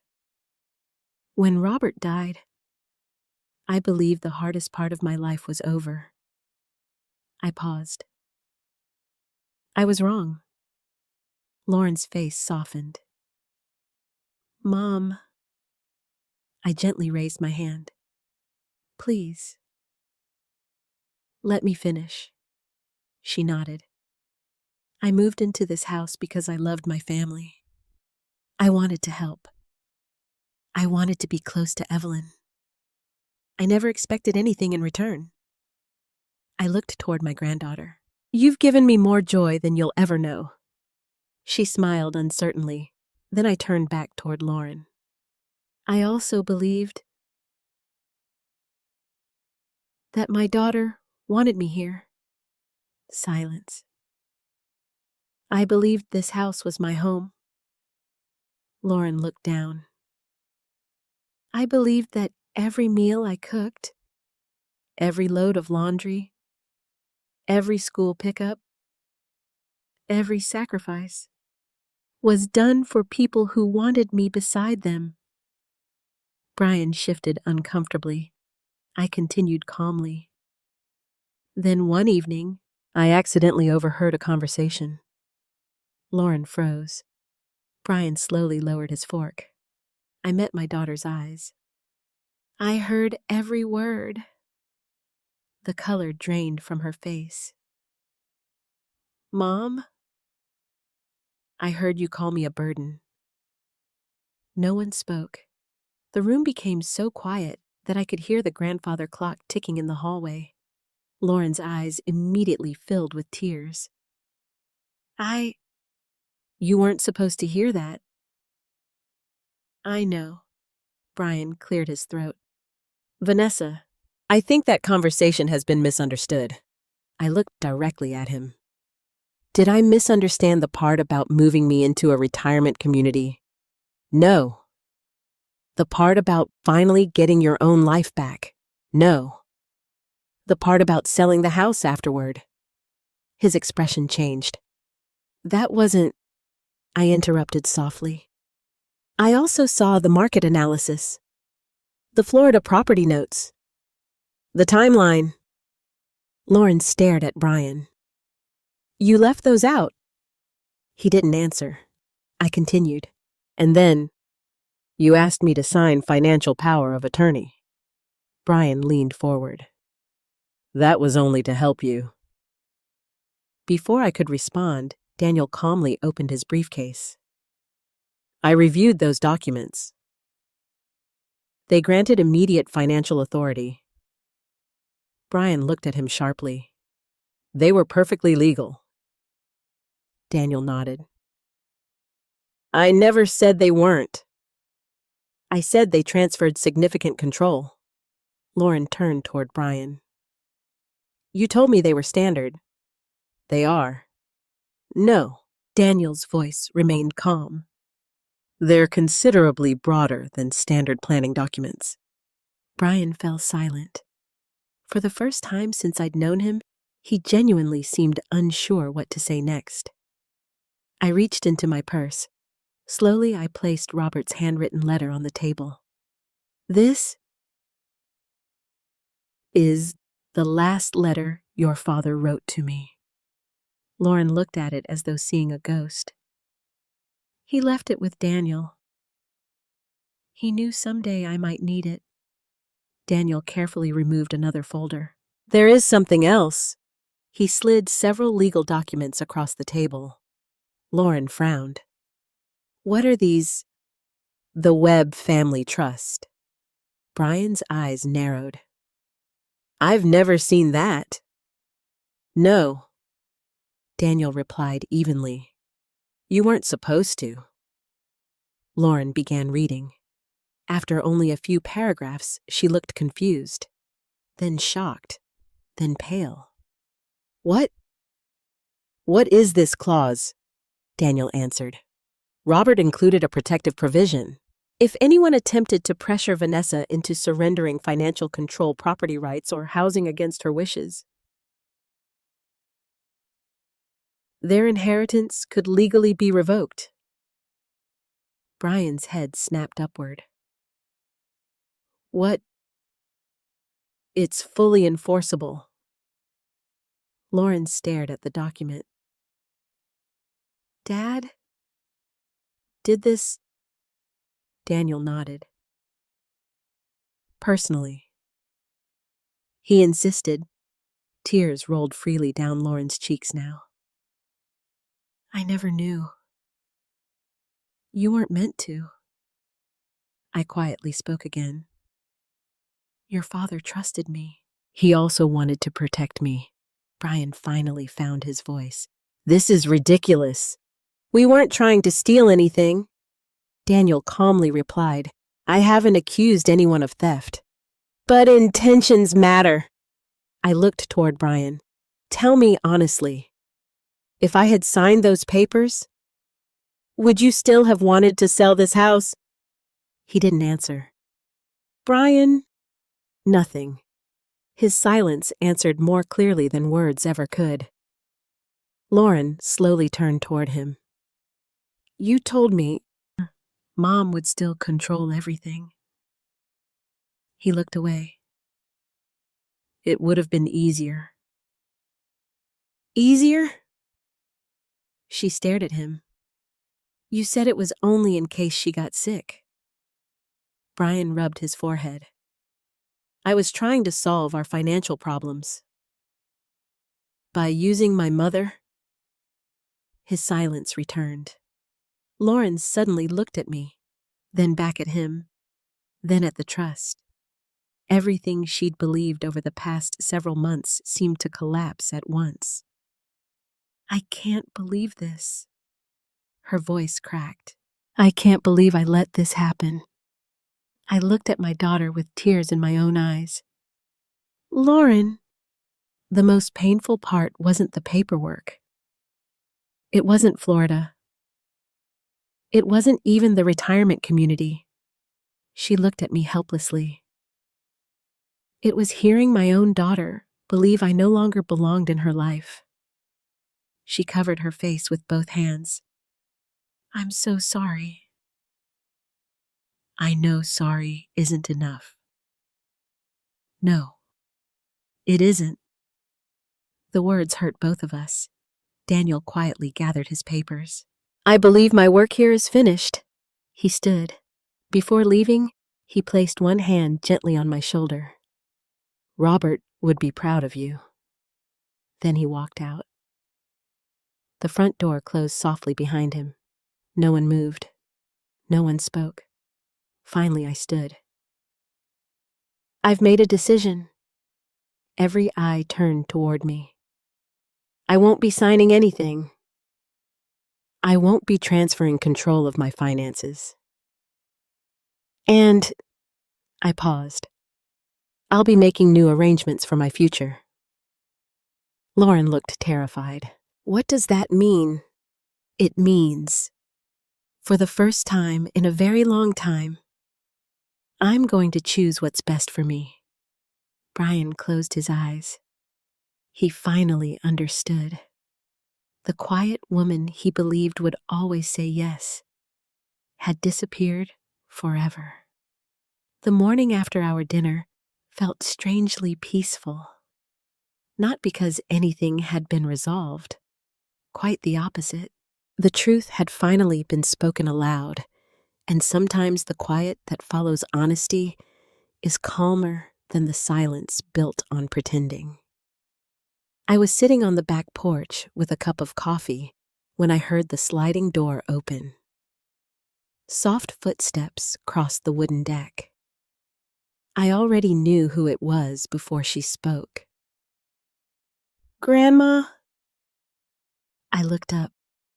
Evelyn stood there wearing her school sweatshirt, her backpack hanging from one shoulder, even though she normally didn't leave for another 20 minutes.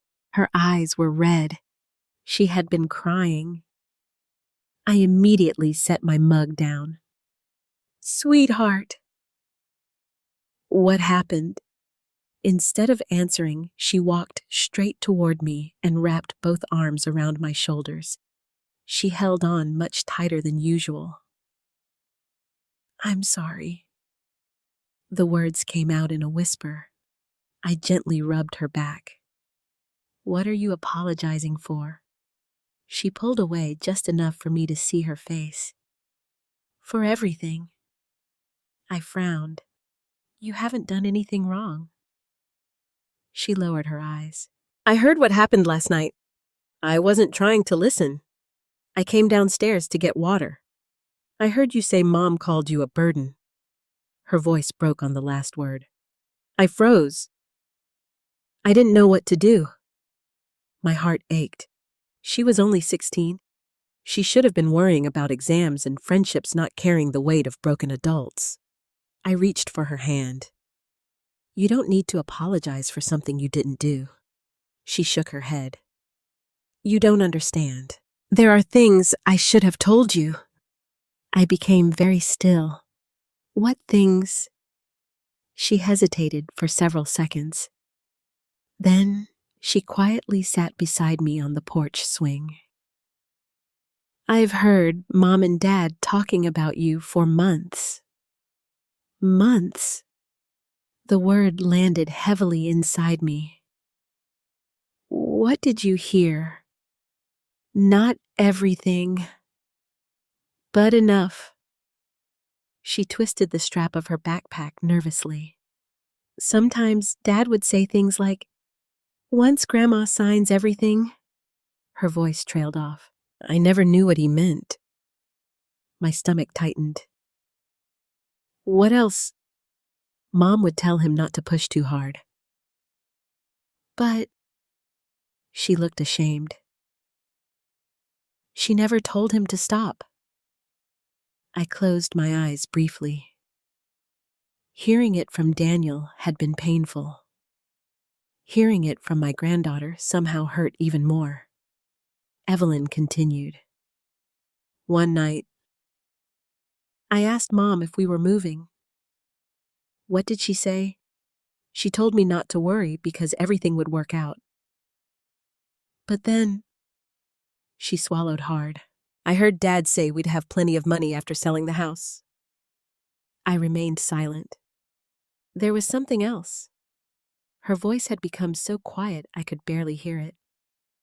I think Mom lied to me. I looked at her gently. What do you mean? She stared at the porch floor. Last year, I asked if you ever wanted to move somewhere else. What did she tell you? She said, Grandma doesn't really like living with us anymore. My breath caught. I never said that. I know. Tears filled her eyes again. I didn't understand.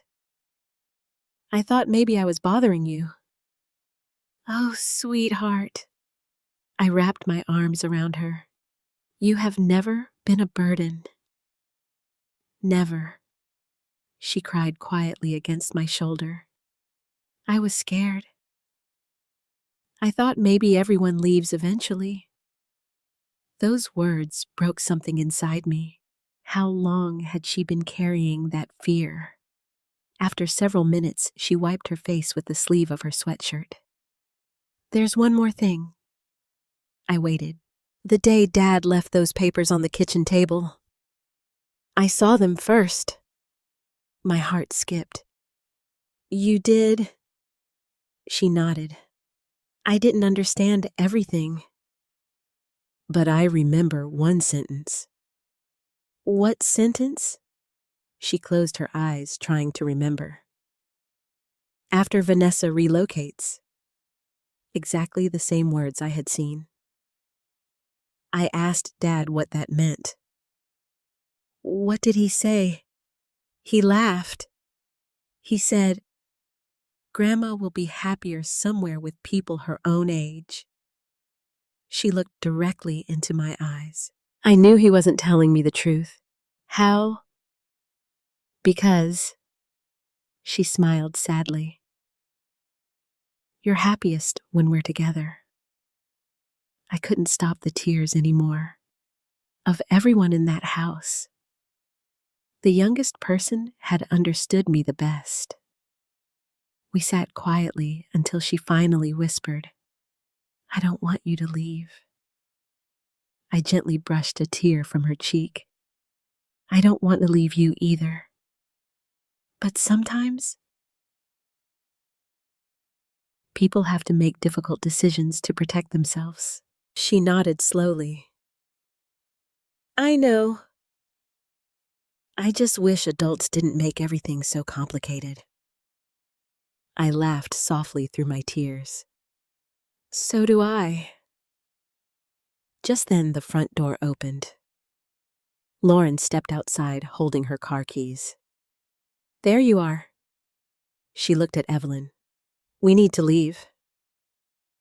Evelyn stood, but didn't move immediately. Instead, she looked back at me. I love you. I love you more. She hugged me once more before walking toward the driveway. Halfway there, she suddenly turned around. Oh. I almost forgot.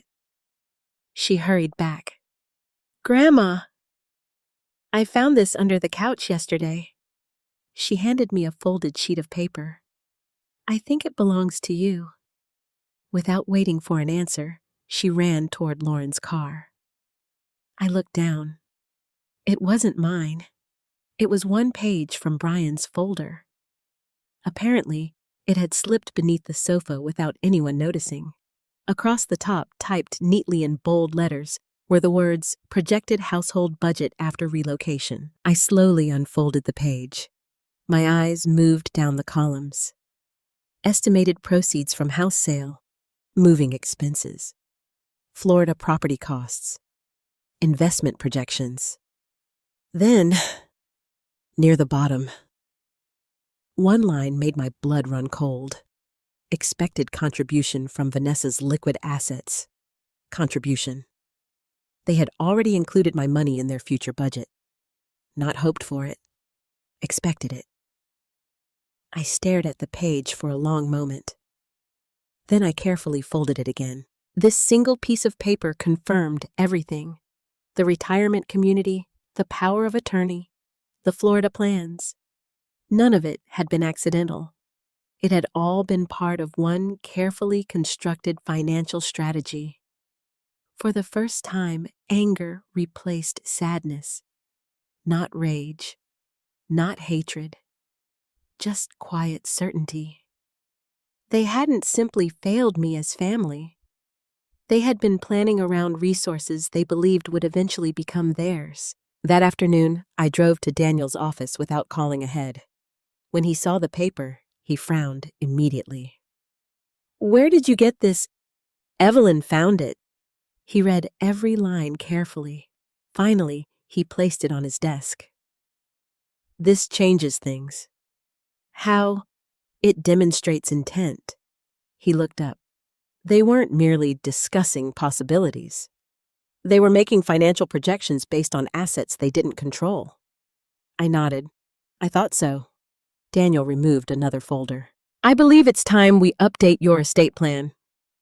I looked at him. What do you recommend?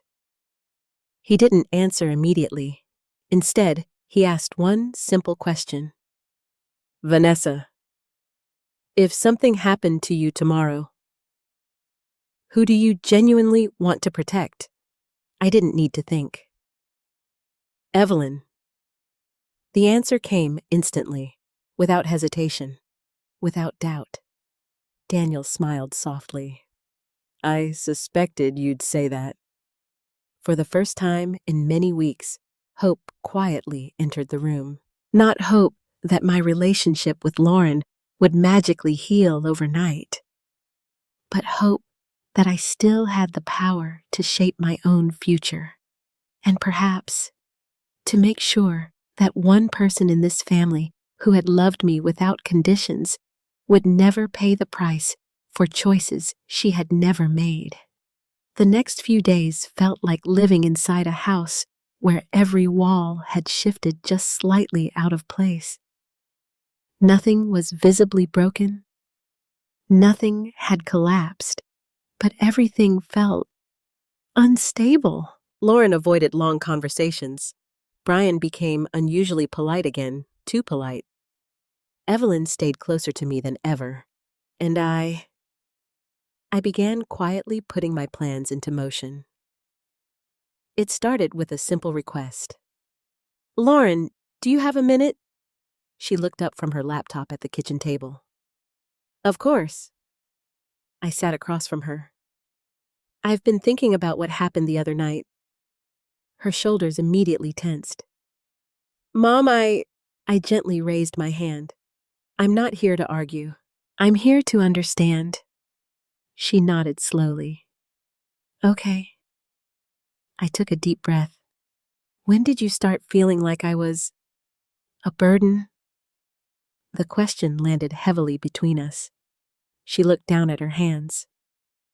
I don't know. That's not true. She swallowed. It wasn't sudden. Then tell me. There was a long silence.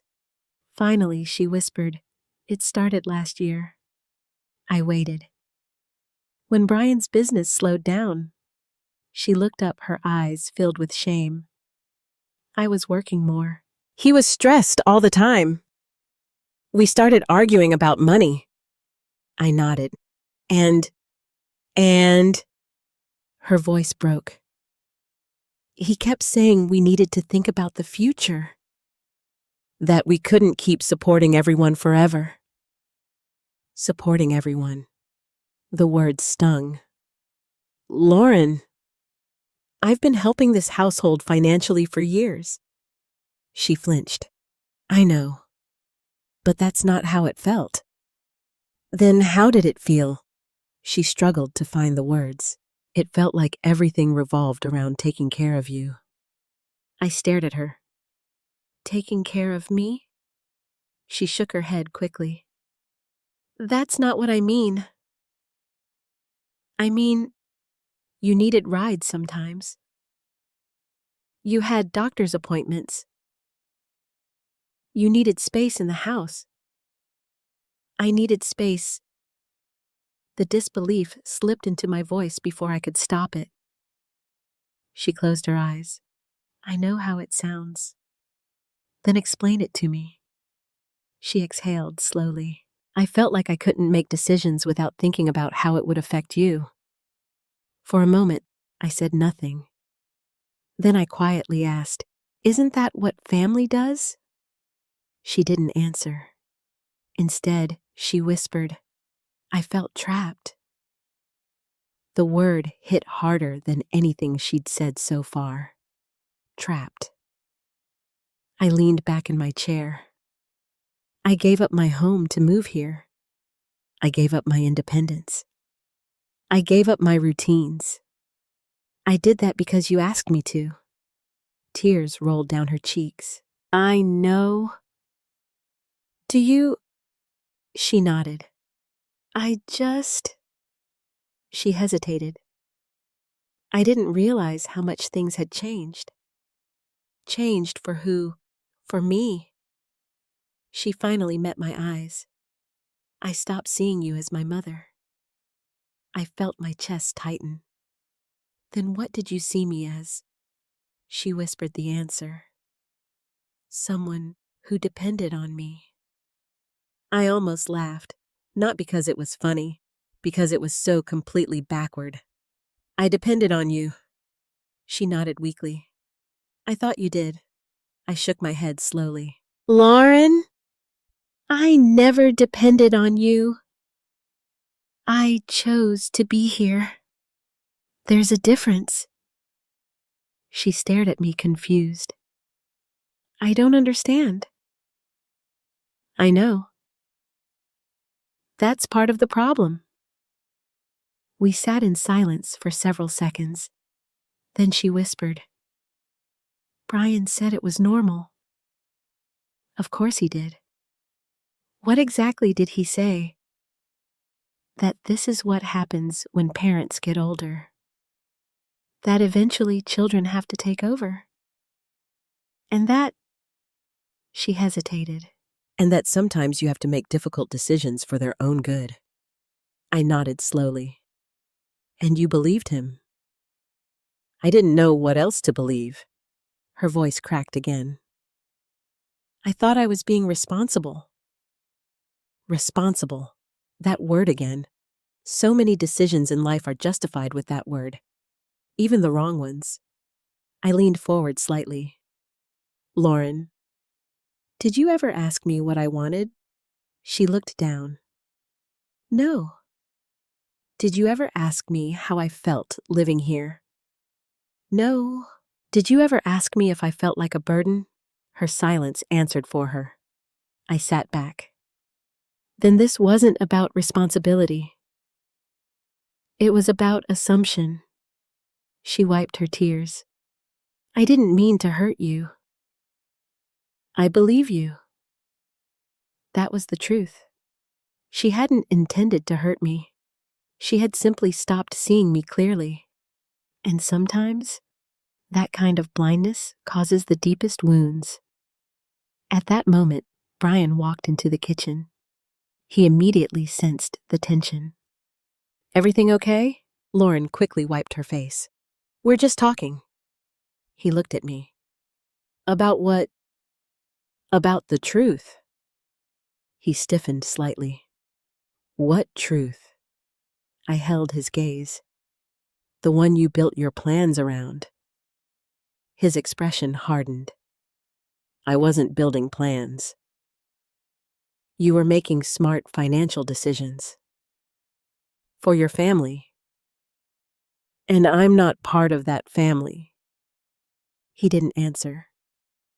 Lauren looked between us nervously. Brian, please. He exhaled sharply. I'm trying to be practical. That's all. Practical. Yes.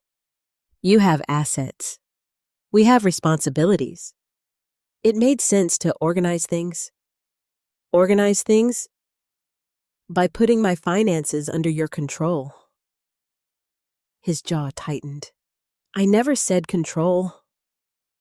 That's exactly what the documents did.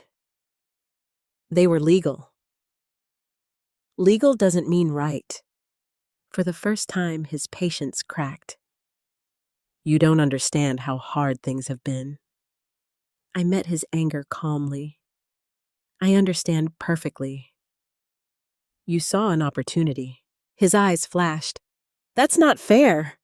Isn't it? You created a financial plan that included my assets. You assumed I would sign over authority.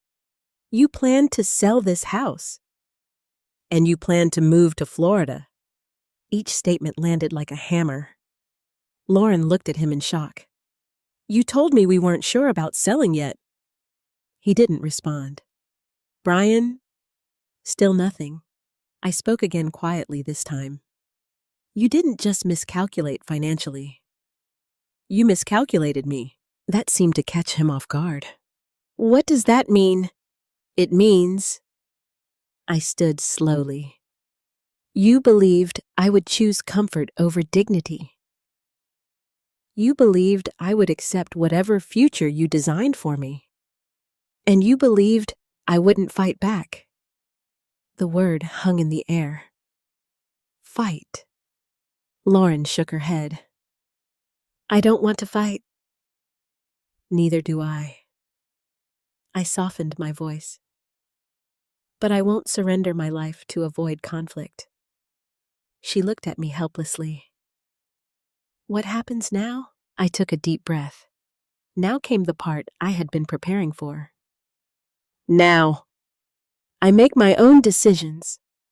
I turned toward Brian. And you start making your plans without including what isn't yours. He didn't argue. For the first time since I'd known him, he looked uncertain. And as I walked out of the kitchen, I realized something important. The balance of power in this house had shifted. Not because I had raised my voice, not because I had threatened anyone, but because I had finally made one thing clear. I was no longer someone they could quietly plan around.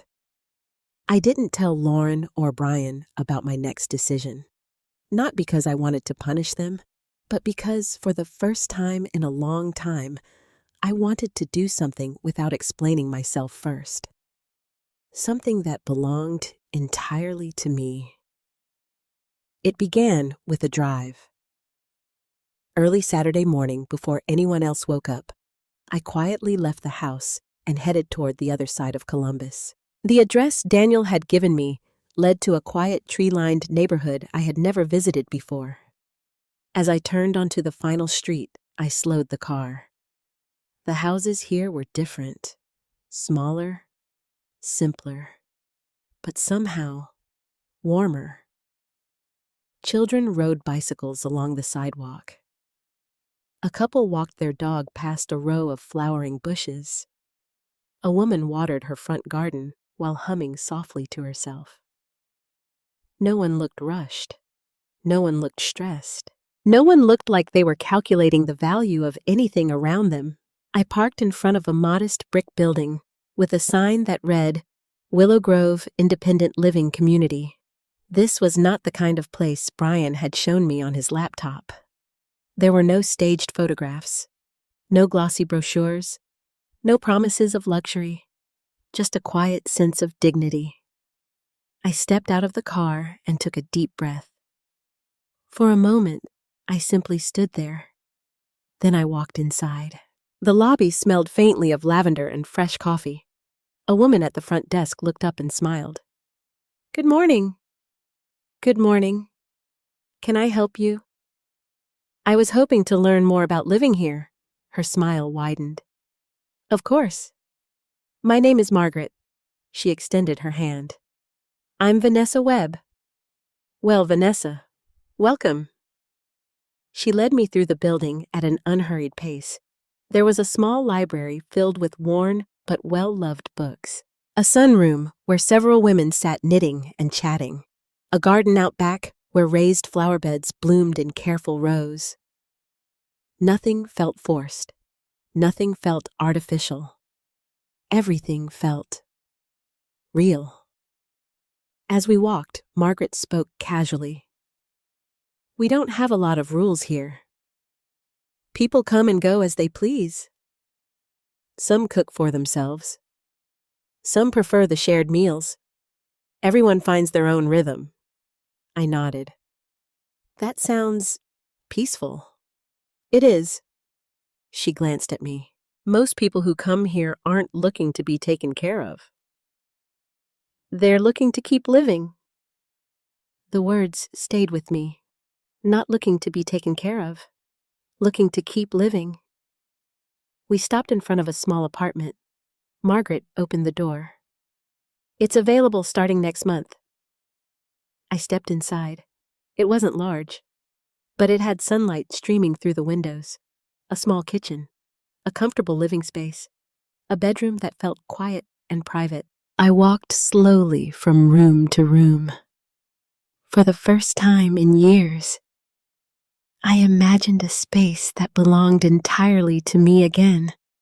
No expectations, no assumptions, no one waiting for me to cook dinner, no one leaving laundry outside my door, no one deciding what should happen to my life next.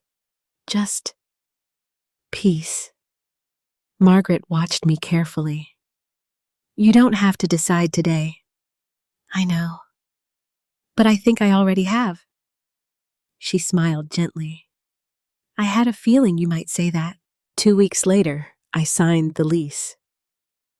Not out of anger, not out of revenge, but out of clarity. Back at the house, I began packing quietly. Not everything, just what mattered.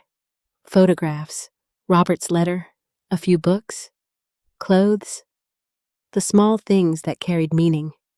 Everything else, I left behind. On Wednesday afternoon, Evelyn found me folding clothes into a suitcase. She stood in the doorway for a long moment before speaking. "You're leaving?" It wasn't a question. I turned to face her. "Yes." Her eyes filled immediately. "When?" "In a few days." She walked into the room slowly. "Are you mad at us?" "No." "At Mom?" "No." "Then why?"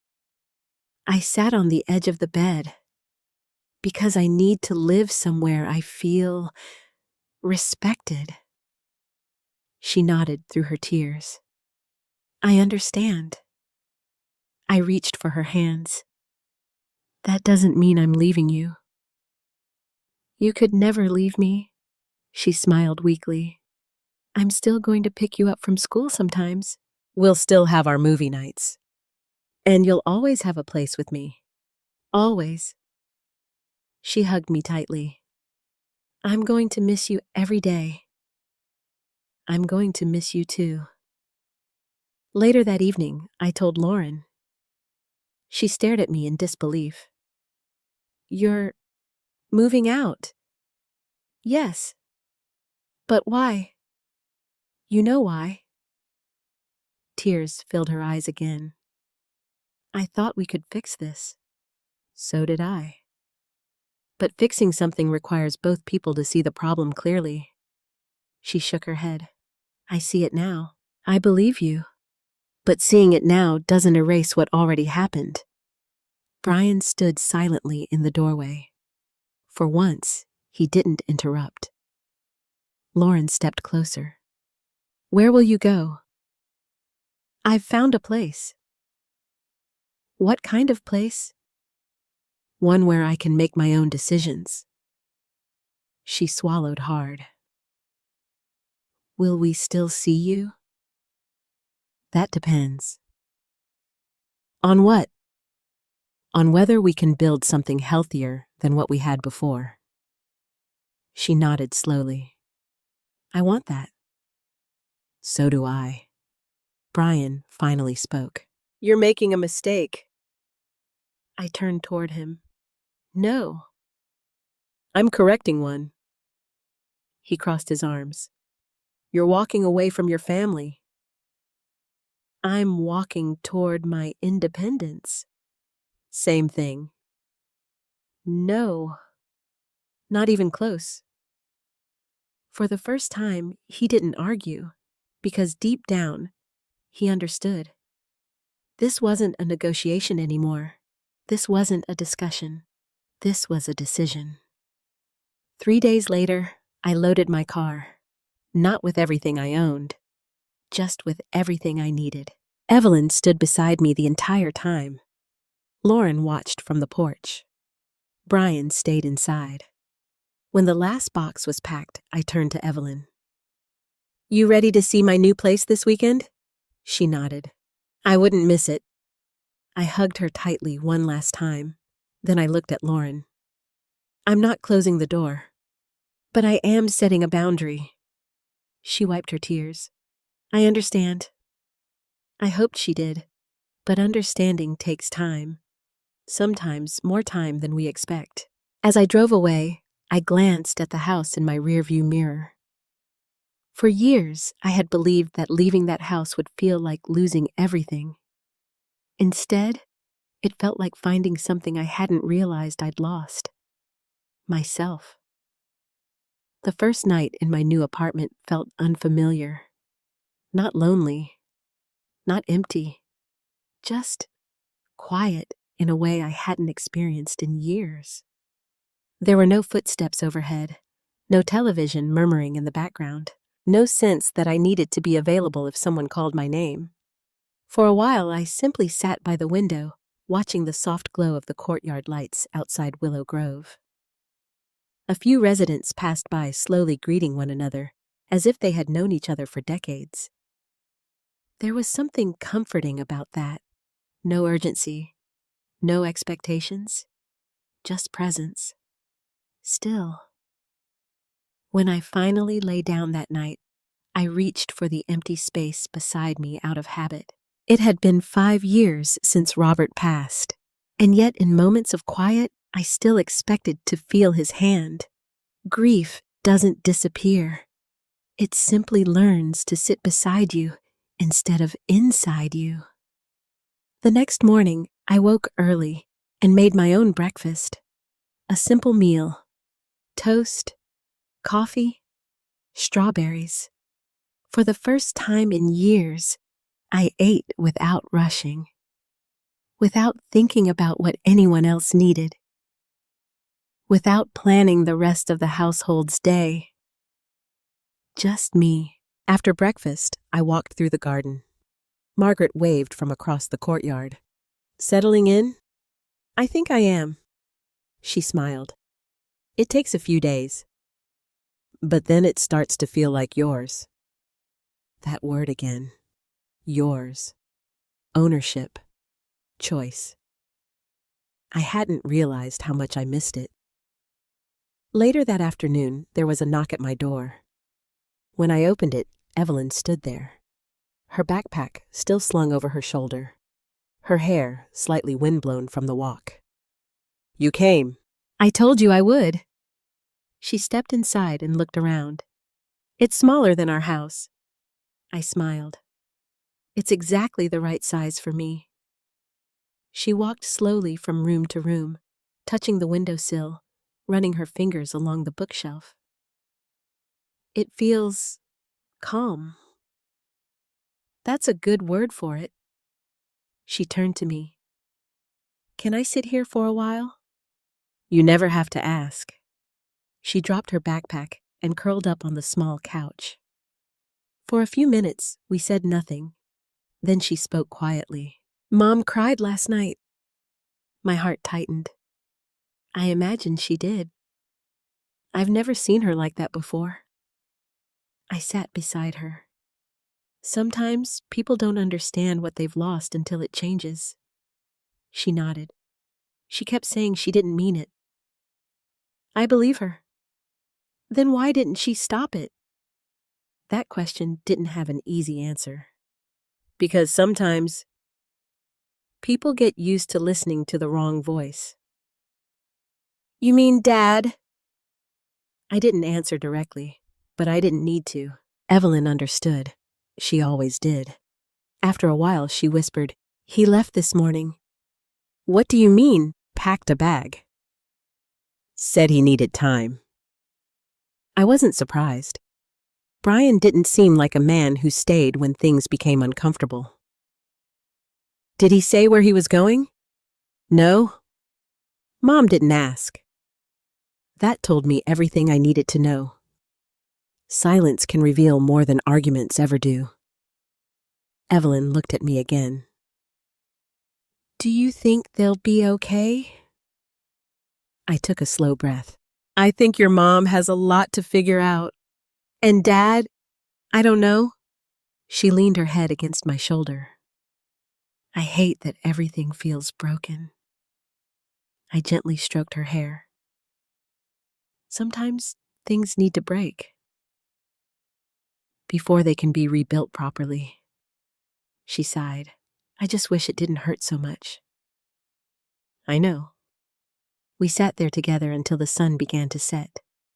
Before she left, she hugged me tightly. "I'm glad you're here." "So am I." That evening, after she was gone, I found an envelope slipped under my door. My name was written on the front in Lauren's handwriting. I stood there for a long moment before opening it. Inside was a single sheet of paper. No long explanations, no excuses. Just a handwritten letter.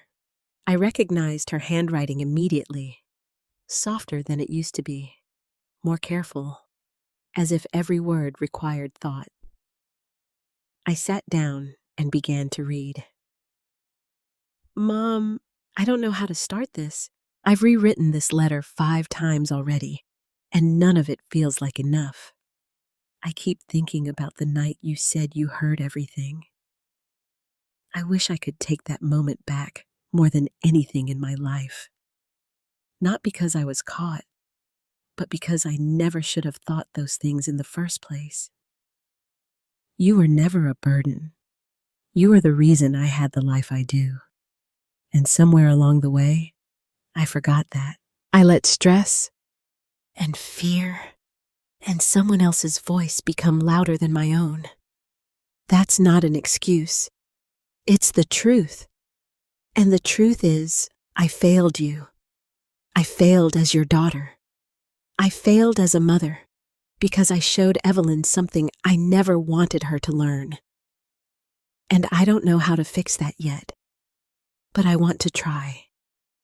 If you ever decide you can forgive me, I will spend the rest of my life proving I deserve it. Not because I expect anything from you, but because you deserved better from me from the very beginning. I love you. I hope that still matters. Lauren." By the time I reached the end, my vision had blurred completely. Not from anger, not from pain, but from something quieter. something more complicated: regret, love, loss, and the fragile beginning of something that might someday resemble healing. I folded the letter carefully and placed it beside Robert's. Two voices, two people I loved, both reminding me of the same truth in different ways. Love doesn't disappear when it's tested, but it does change.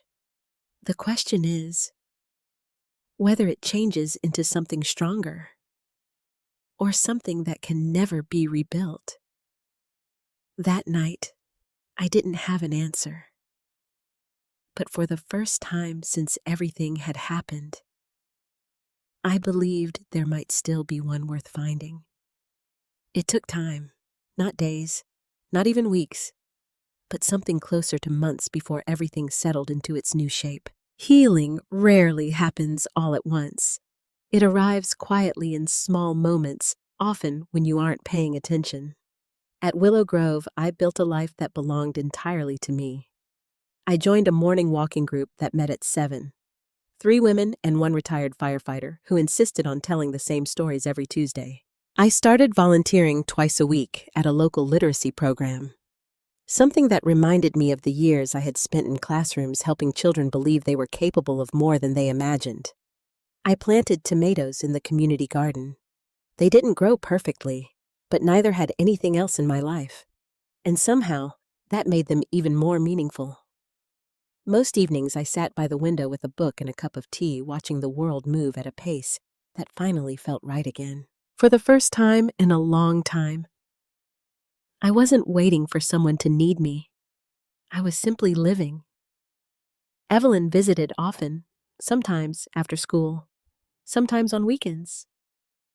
She would walk in without knocking, drop her bag on the floor, and say, "Okay, what are we watching tonight?" We kept our movie nights. We kept our routines. We kept the part of our relationship that had always been real. One afternoon, she sat across from me at the small kitchen table, flipping through college brochures. "I'm thinking about applying to Ohio State." I smiled. "Your grandfather would be very proud." "So would you." "I already am." She looked up at me. "Grandma?" "Yeah." "Did everything have to happen like this for you to end up here?" I thought about the question carefully. Not everything. But some things? Yes. She nodded. "I think Mom is starting to understand that too." Lauren didn't visit right away. At first she called. Short conversations, careful words, apologies that felt sincere but fragile. Then one Saturday morning, about 2 months after I moved, there was a knock at my door. When I opened it, she stood there, holding a small paper bag. For a moment, neither of us spoke. Then, she said softly, "I brought coffee." I stepped aside. "Come in." She walked slowly into the apartment, looking around as if seeing it for the first time. "It's nice." "It feels like you." "Thank you." We sat across from each other at the same small table where Evelyn had done her homework just days earlier. Lauren placed the coffee between us. "I didn't know how to come here sooner." "I understand." I didn't want to say the wrong thing. "There's no perfect thing to say." She nodded. "I know." There was a long silence. Then she finally looked at me. "I've been going to therapy." I didn't expect that. "For what?" "To understand how I let things get this far." I said nothing. She continued. "I kept blaming stress. Money. Brian. But the truth is," she swallowed hard, "I made those choices." "Yes." "I didn't stop him." "No." "I didn't ask you what you wanted." "No." Tears filled her eyes.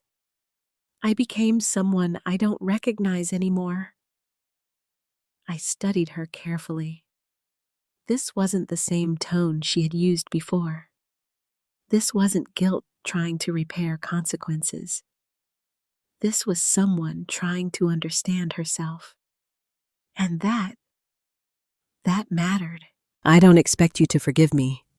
I'm not ready to pretend everything is okay. She paused. I want to earn back whatever relationship we can still have. I took a deep breath. Lauren, I forgive you. She looked up startled. You do? Yes. But forgiveness doesn't erase consequences. She nodded quickly. I understand. It means I'm willing to move forward, not backward. I'm not coming back to live with you. I'm not giving up my independence, and I'm not ignoring what happened. Her tears fell freely now. I wouldn't ask you to, but I do want something. What? Time. Time to show you I can be better. I considered her words. Then I nodded slowly. Time is fair. That day didn't fix everything, but it started something. Something more honest. Something more balanced. Something built on truth instead of assumption. As for Brian, he never came to Willow Grove, not once. Lauren told me they were taking space. Eventually that space became distance, and that distance became something permanent. I didn't celebrate it, but I didn't grieve it either. Some relationships end not with anger, but with clarity. Months later, on a quiet autumn afternoon, I sat in the garden watching the leaves change color. Evelyn sat beside me reading. Lauren had just left after visiting for lunch. As I looked around, I realized something important. I hadn't lost my family. Not entirely. I had lost the version of it that no longer respected me. But in its place, I had found something healthier, stronger, more honest. Evelyn looked up from her book. What are you thinking about? I smiled. I was just realizing something. What? For a long time, I thought I was losing everything. And now, I looked around the garden, at the sunlight, at the quiet, at the life I had rebuilt. Now I realize I was finally finding myself again. She smiled. I like this version of you. I laughed softly. So do I. And in that moment, I understood the truth more clearly than ever before. I hadn't won because I kept my money. I hadn't won because I proved anyone wrong. I had won because I refused to let someone else decide my worth.